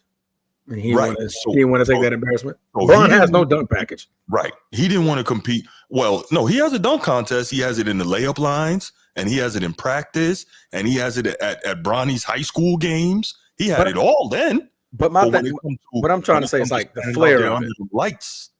No, but in those situations, he's like bouncing the ball off the wall, catching it, doing reverses and windmills and all that. So all that is stuff that he theoretically could be doing in a contest, right? But when it come down to it, he don't want to stand under them lights with nobody to pass the ball to and nobody to pass the buck to, right? He don't want it to all be on his shoulders, and he got to do it. That's all there is to it. But real talk, even besides all of that, if you notice when he refused to do it, all of a sudden that was like, oh wow, we don't have to do it anymore. Cool. Bron don't do it, so we not doing it. When was the last time you saw a big name athletic player compete in the All-Star in the dunk contest? You don't name them. Name who had a dunk package like that. That was a superstar. But so what I would say about that is those guys would create a dunk package. You know what I'm saying? But Bruce. My question is, Levine and Aaron did have one of the greatest contests, but neither one of those guys are stars though. Yeah, they put on an incredible show for us, and I'll never forget it. It was incredible. It's right there with Steve Francis and Vince Carter in 2000. Totally get it.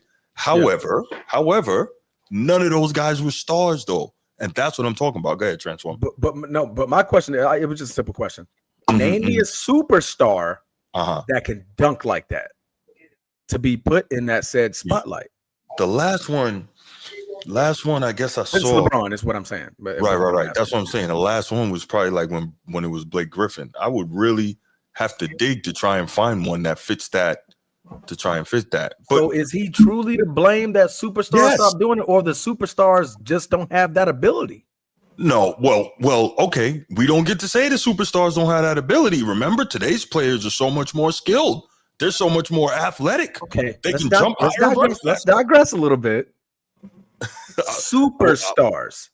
But I get it. James Harden. Like, okay, let's take a look at the MVPs. Joel Embiid's. Jokic's, right, James Harden, right, Russell Westbrook. Russell Westbrook could have probably did it. I would put him in that. Yeah, I would. But like, I'm trying to think of like, since LeBron has been drafted in the league. Yeah. What other superstar? Dwight Howard. That's a good one. Dwight Howard's a good one. But he participated because he could dunk. But he was a superstar at that time. Yeah. So I'm trying to think like, what other because we're saying superstars. I know what you're talking about. You're talking about like those wing guys, like the Jordans. We don't really have none. Those type of guys, right? Yeah. No, I totally get it. But what I'm saying is, if all these guys that are, and don't get me wrong, I would never say that today's players aren't ultra athletic, because many of them are. But those same guys who are that, they still won't, like, you're supposed to create a dunk package, right? To Mitchell go ahead. Participated. That's a good one. Mitchell participated. Yeah. Okay. Yeah. DeMar DeRozan, he's not really a superstar, but I get your point, Bruce. I get your point. He just tries crazy dunks in midst of games. Yeah, he does. Like that 360 that he almost bammed on. I was like, yo, if that went down, that is probably one of the best dunks in the game. Bruce, stop it, man. Right. I know you got to defend your boy, bro. I know you have to defend LeBron. You can only criticize him but so much in one day. I get it.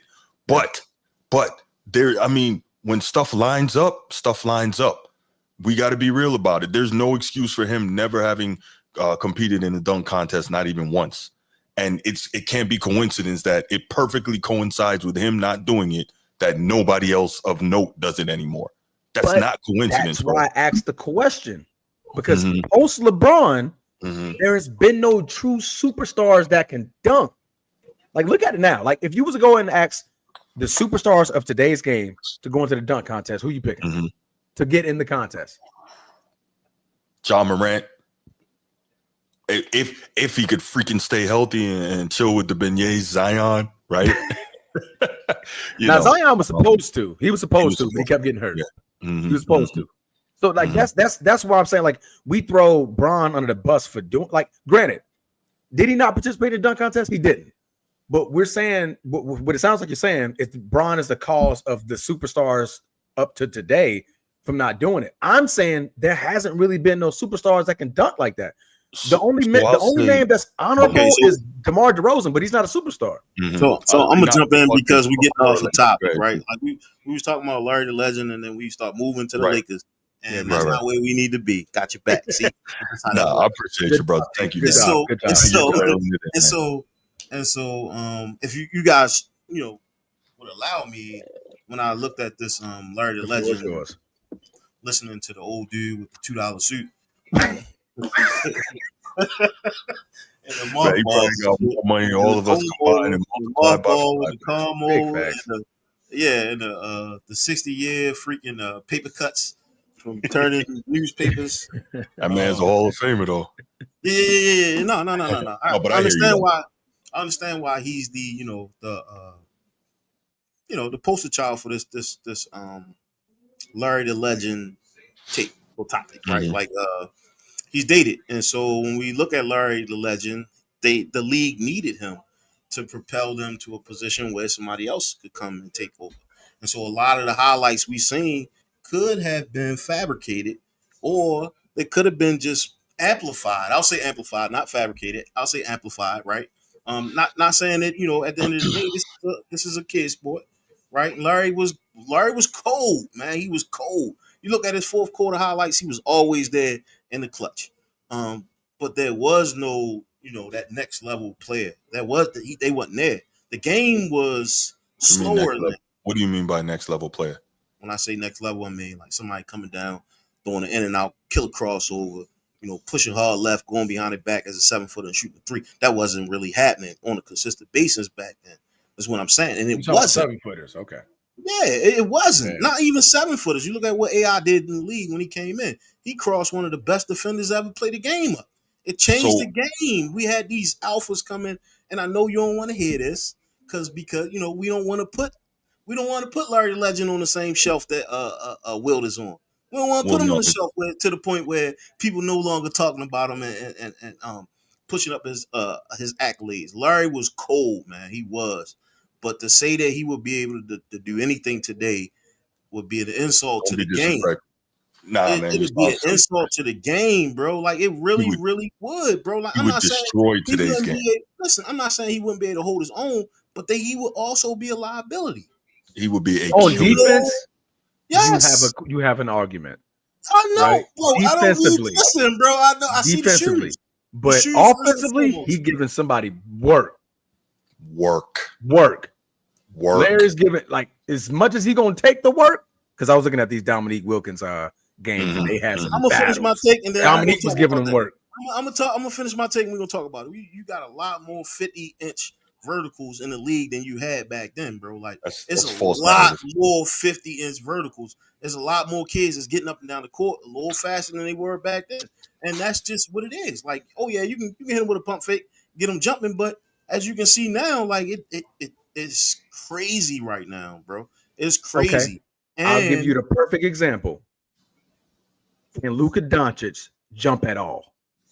Who is Luka? I'm not talking about Luka Doncic. See, that's the thing. No, because what you're saying is like European basketball players. You talking about the international basketball players. I'm talking about the traditional basketball players. The reason why Larry Bird was so successful because he was brought up in the United States. He didn't play basketball overseas. He played here. And so there's a different type of basketball, bro. Like it's a different type of ball. These kids are like you totally missed the point of what I see what Transformer's saying. You totally missed that point though. No, I'm not. I'm not missing the point because we all know there's two types of players. There's the European players who don't really, if they do get up, they don't play traditional defense. For one, they don't play traditional offense. Two, right? Like you never really seen a real European defender. But I'm going back to Larry the Legend because I don't want to leave it here yet. I need to continue to talk about Larry the Legend is going to the shelf to never be talked about again because why? There's a lot more basketball. The basketball game has evolved, and when it came time for what NBA needed when Larry was in the league is what they got. Man, he was a dog. Man, he was. But to constantly put him in like you gonna say that a D Wade, he gonna be able to defend a D Wade? Like no, I know they two different players, but think about it. This NBA. He gonna be a poster. He gonna be a poster if he gotta go against a D Wade. He gonna be a poster. He was a poster when Mike was there. That's why he sat down. We keep saying, because he built a house and his back was hurting that he couldn't go no more. But listen, man. Really, it's upper levels to this thing, man. It's upper levels. In 87, man. 88, I think he played 6 games because he had bone spurs removed in both of his feet.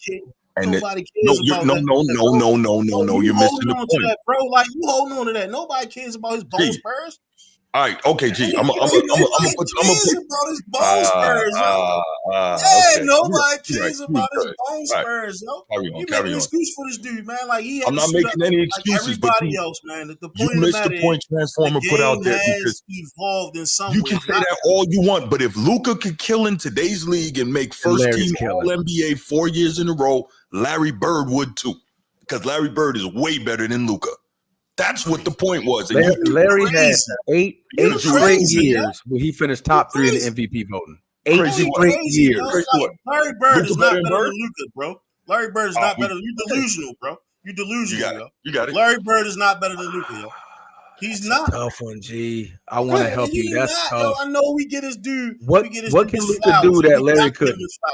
But Luka's going against motherfuckers with 50-inch verticals, and he cooking them. And Luka can't even jump 5 feet. I mean, 5 inches off the ground. Exactly. That's what I'm saying. What do you think Larry's going to do? Larry is going to be able to put up the numbers and be a star role. He's going to be a role player. He'll be a role player, but he's not going to be the alpha. He's not going to be the alpha, bro. Larry Bird shot 40% or more from 3 in over 5 to 6 seasons. That's in the 80s. Luka's shooting like 32%. It's a different game, bro. It's a different game. And you ain't got to respect it, but I'm telling you, man, like you can't just hold on to this history shit and say, oh, yeah, this is going to be a certain way for the rest of the life. No, man, Larry was a dog. He was cold as shit, man, but to say that he going to beat, man, that's not real life, yo. That's not real life, man. That's not real life. That's not. That's not real life. I got you, bro. I don't see how a man can finish top 3 in MVP vote 8 straight years and not translate. You can look around the league and tell that, man. They know when it's time to hang up. And he hung up. He had bone spurs. Okay, all right. There's a shot for that. I'm not talking about the bone spurs. That's not my argument.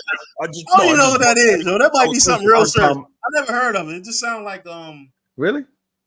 It's okay if you have it. I'm just saying. And what you need to do is you need to read Bird Watching or When the Game Was Ours. You need to read those because Larry Bird was literally, his back was so messed up. He was in traction for hours before games. Bro, but I'm not. No. You're not paying proper homage. You're not paying proper homage. You're not paying proper homage. Have you ever had a back injury? What you want me to do? I'm not. No. I'm gonna tell you, you're not paying proper homage because you said Luka is better than Larry Bird. That is the most nonsensical thing I've ever heard. It is, yo. On offense, Luka is a surefire liability on defense. Thank you. He's not better than Bird on either side of the ball. I said offense, yo. I said offense. He's not better than him on offense either. But offense, what does Luka do that Larry couldn't? That's what my question is. Larry grew up in an era where hand checking was involved, so you can get your hands inside the pocket of Larry Bird. Physicality, tougher defense. So you mean to tell me now you can't hand check Larry Bird? Oh, I mean, he gonna shoot over you every time. And the floor is spread out. He can't hand check either. Huh? Yeah, he can't hand check either. I'm not talking about defensively. No, I think I'm just saying he can't hand check either. He can't hand check either. Who can't hand check?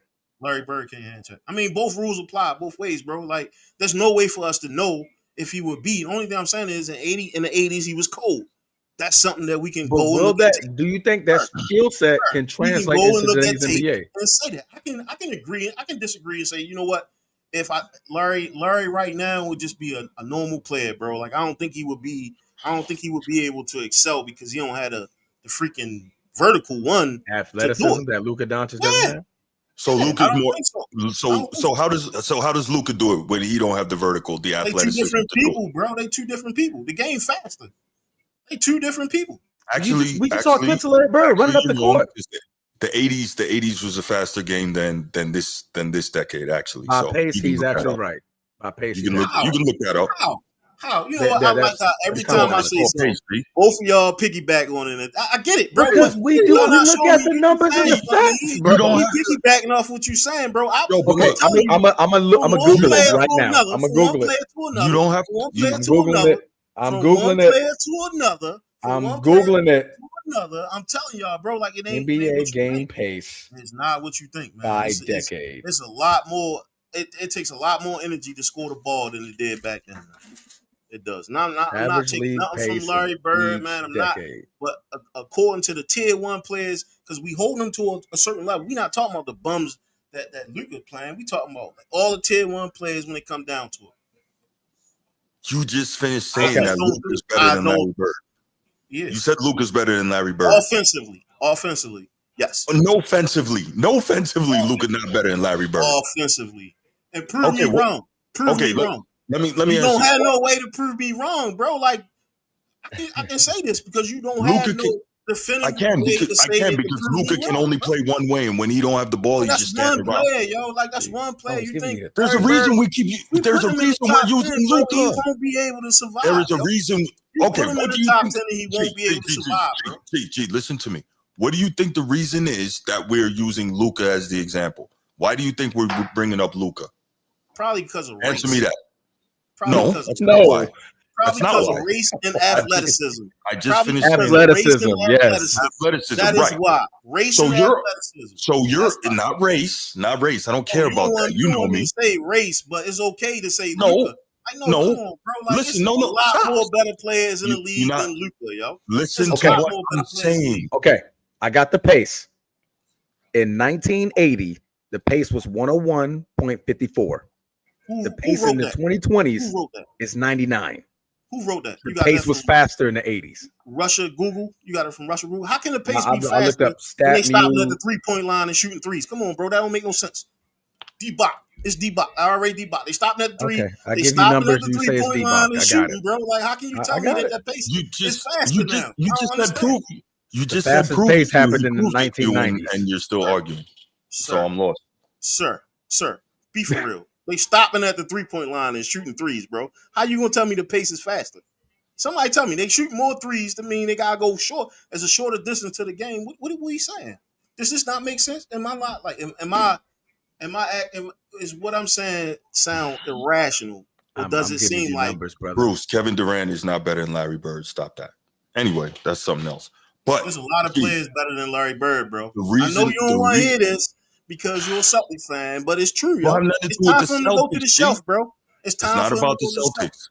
It's not about the Celtics. Go to the shelf, just like repeating the same thing over and over again doesn't make what you're saying true.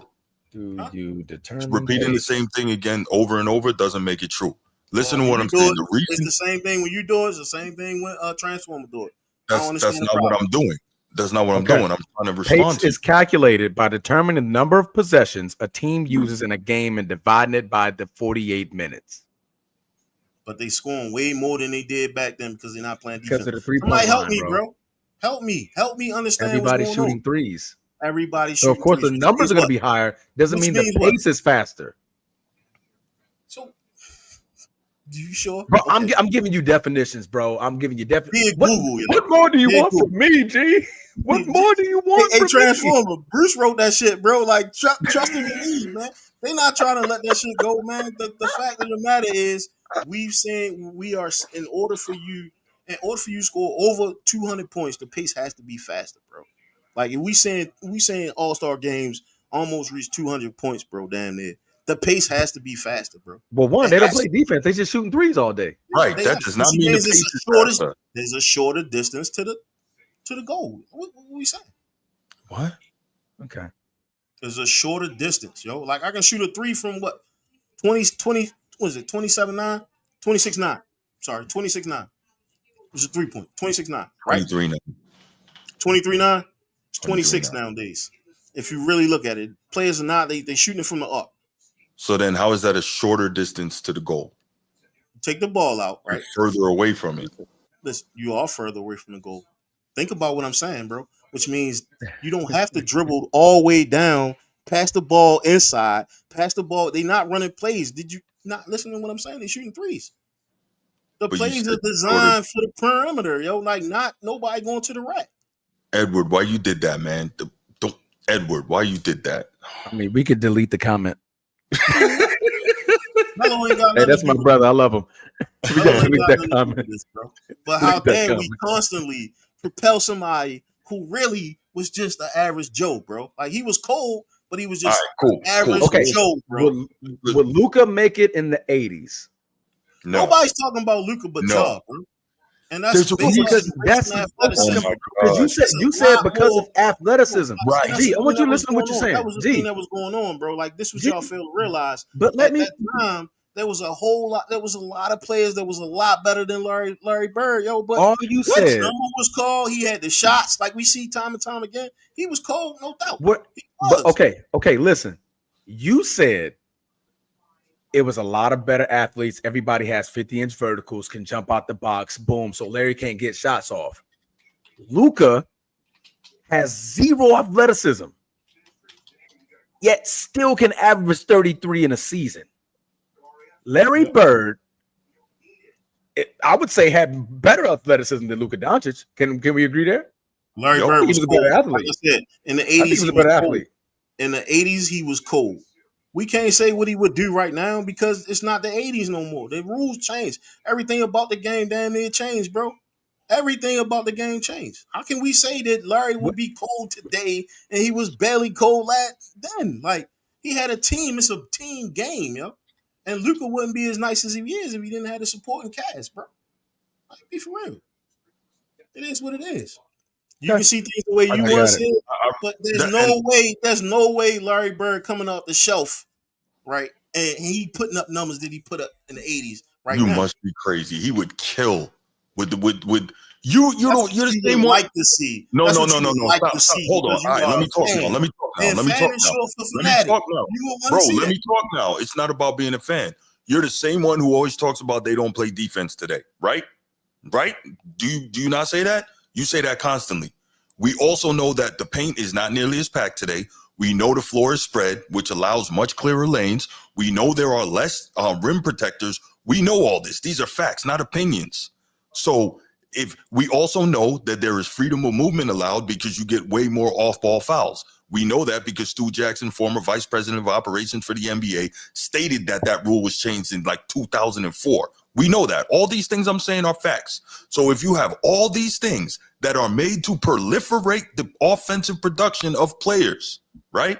How can you not take a player that was getting busy in more difficult circumstances, put him in easier circumstances, and assume that the production does not increase? Come on, man. Come on. You're not even making sense right now. You saying is that since the 80s, right? Come close to the mic, G. Since the 80s, right? Since the 80s, that the game has got so much softer that everybody just going to the rack and scoring, right? Everybody just getting 30. Everybody is scoring 30 points in the league right now. That's not the case, right? That's not the case. We've seen a lot of players who don't make ends meet on the court, and they get pushed out. They're not staying in the league as long as they used to back in the day. They're not in the league as long. They're getting pushed out because they're not producing. So what I'm saying is there was a market back then, and the market was Larry Bird. That was the big market. He was the big ticket. Larry Bird and the Lakers. They was who pushed and propelled the NBA to where they are right now. If I'm wrong, say I'm wrong, but I'm letting you know now. Like that's what it was. Like they made money. It was the Magic, sir. It was the Magic, the greatest show. Magic and the Lakers, the greatest show on earth. And then there was the the Celtics, and that was the biggest rivalry. It was the money blue collared individuals. So would okay, all that is true. What I'm saying, it was amplified. It was not. Amplified. It was, and that's why you are the way you are. You sold in, man. Like it wasn't that good, bro. Like basketball really wasn't that good back in the day, bro. It wasn't. All right, man. You can go across the league and look at all the rosters, not your favorite team, but look at all the rosters and see what they had to go through. And I guarantee you, 95% of the players, I'm gonna say 90 because you're a smart dude. 90% of the players in the league, you wouldn't even be able to recognize or know who they were. I got homeboys whose father played in the league. I'm like, you played for who? You're crazy. Huh? No, definitely. Just because I wasn't. The pool of talent was not there in the 80s, bro. Like everybody knows. I disagree with that. Okay, I disagree with that because most of them players back then was playing 4 years in college. So most of them were better than the young players now because they knew how to play the game. So I mean, with that being said, just because you play 4 years of college don't mean you're nice, right? A lot of players weren't able to make it through college because they was nice as shit, but they was dumb as fuck. And so, with that being said, I guarantee you, it was a lot more. The league, there was a lot more players who wasn't as good as you think they were that didn't go to college because they didn't want to. They didn't go to the NBA because they didn't want to go to college, and they couldn't just get drafted. That's why the league changed. Correct me if I'm wrong, the league changed, and you no longer had to do 4 years to get drafted. I mean, to go to the NBA. They changed the rules because they wasn't getting the numbers, and they wasn't getting the players, and people were stopping at high school. That's why they started letting people from high school come into the league because they wasn't surviving in college. If I'm wrong, say I'm wrong. These are all factors that I'm saying, bro. Like, No, I think there was a court case that broke that. I think there was a court case that broke that. Not necessarily. Not reaching. Yeah. You have to get the grades, right? You have to get the grades in order for you to go to college. You did have to do 4 years. That doesn't mean that you was the best player. It just means your parents either had money, right? Or you came from a lifestyle or school system. We still talking the 80s, so it wasn't like it was the same education. Everybody got the same education. It was different. It's a lot of different factors that go into this. And Larry was him. I said that. But he was him in the 80s, bro. At that point. He was him. He was him then, bro. Like, I'm not saying that. No, but for you to say that he wouldn't. I'm just saying now there's a lot more athletic kids because the rules changed. I'm gonna let you have that, even though it's a false narrative. I'm gonna let you have that. Cool. But you keep missing the point. You keep missing the point of today is so much more athletic, but you got dudes like Doncic and Jokic out here killing the game, and these dudes can't jump over a phone book. Right? These dudes are not athletic, and they're killing. It's the same amount of athletic players that was killing then, too. Think about it. It's not a whole lot. And you only naming 2 people who's killing that got like a 10-inch vertical. You're not naming oh my gosh, it's 20 players in the league that's just as athletic as these 2. These 2 unicorns that you're talking about. Just 2. But there's a reason I'm bringing them up, though, because you are using the quote unquote lack of athleticism to try and say why Larry Bird wouldn't be great today.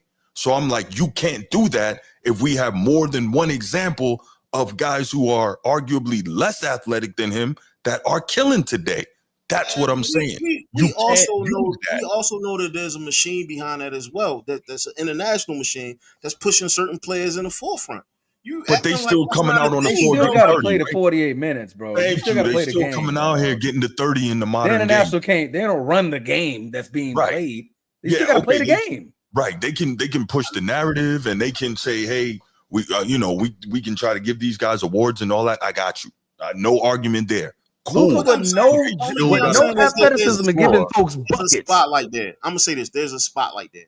I'm gonna leave. There's a spotlight there. You can take it however you want, but there's a spotlight there. That's the only thing I'm saying. I'm not saying that these guys not going out here and getting buckets. I'm saying that there's a spotlight on these international players in the league, and that the rules are more advantageous to them for them to succeed. That's the only thing I'm saying. So put Larry Bird in those rules. How can we do that? With that skill set. We can't do that. That's not the same skill set, bro. It's not. What? All right, we're good. All right, let's Hey, show that highlight clip of Larry Bird again. I don't think he saw it. I saw a lot of passes. I don't think he saw it, man. Like, there's no way you're saying Luka Doncic can't do none of this, really. Look at, come on now. And real talk, are we being serious? Throw the ball between their legs nowadays. How often you see that? Look at that shit.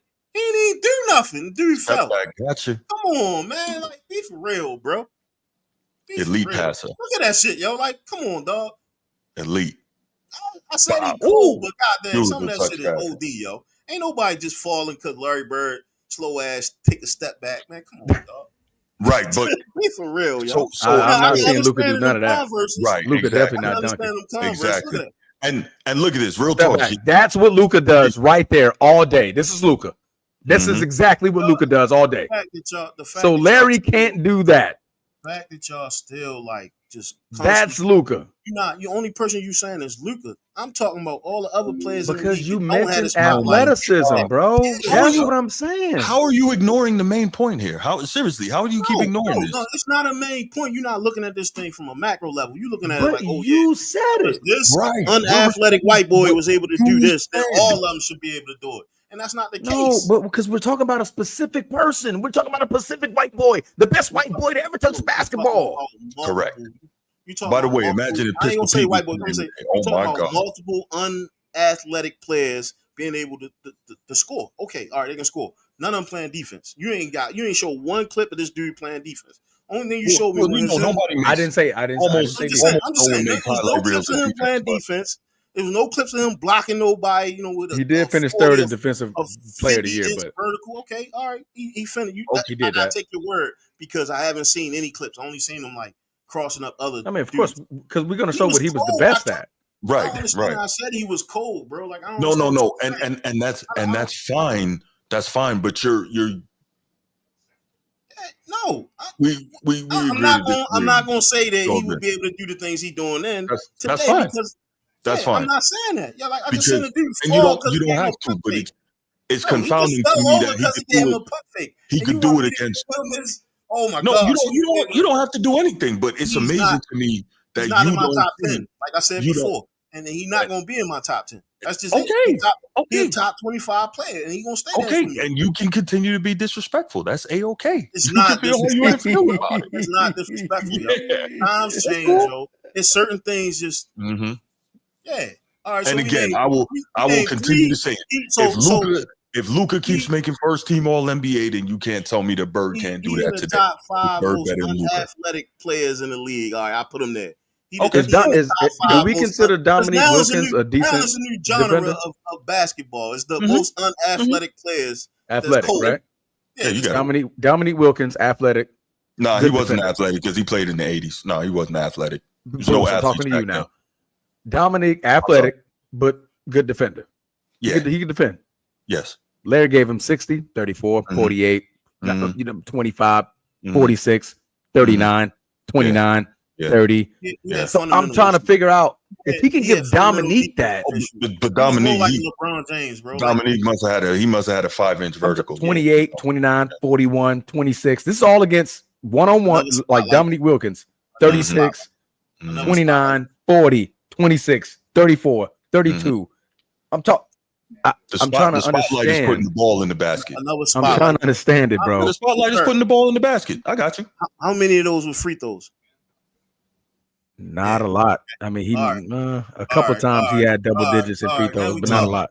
Now we talking. That whistle gonna blow. He had a 38-point game. He only took 6 free throws. I ain't even see it. 28-point game. He only took 2 free throws. 34-point game. He took 7 free throws. 32, 8 free throws. I don't know why you do this because if you notice when we had these debates with G, all he does is once you catch him on something, you just move the goalposts out some more. You move the goalposts out, and then he come up with a different argument, and then he try to do something else. That's what he does. Everything got to be done in decency and order, man. And I'm just trying to understand it. I like that. Decency and order. I like that. Right? I like it. Because he's in your top 10 don't mean he in everybody else's, bro. I didn't say, and he don't have to be. That's all I'm saying. Like, some people like to see people take off from the free throw lines and still score 60 versus, you know what I mean? They're giving somebody a head fake and they falling under the hydros. That's not a basketball move, yo. It is a basketball move, but that's just poor defense. That's what that is. That's just poor defense. He putting up numbers like that is poor defense. By the way, when you was talking about dudes with the handles like that, and you should know this, right? Because you was talking about Allen Iverson coming down, crossing on dudes. You know that back then, dudes had handles, but coaches were not letting them play with the rock like that. You know that, and I know that. They was telling guys, make one move and go. You know that.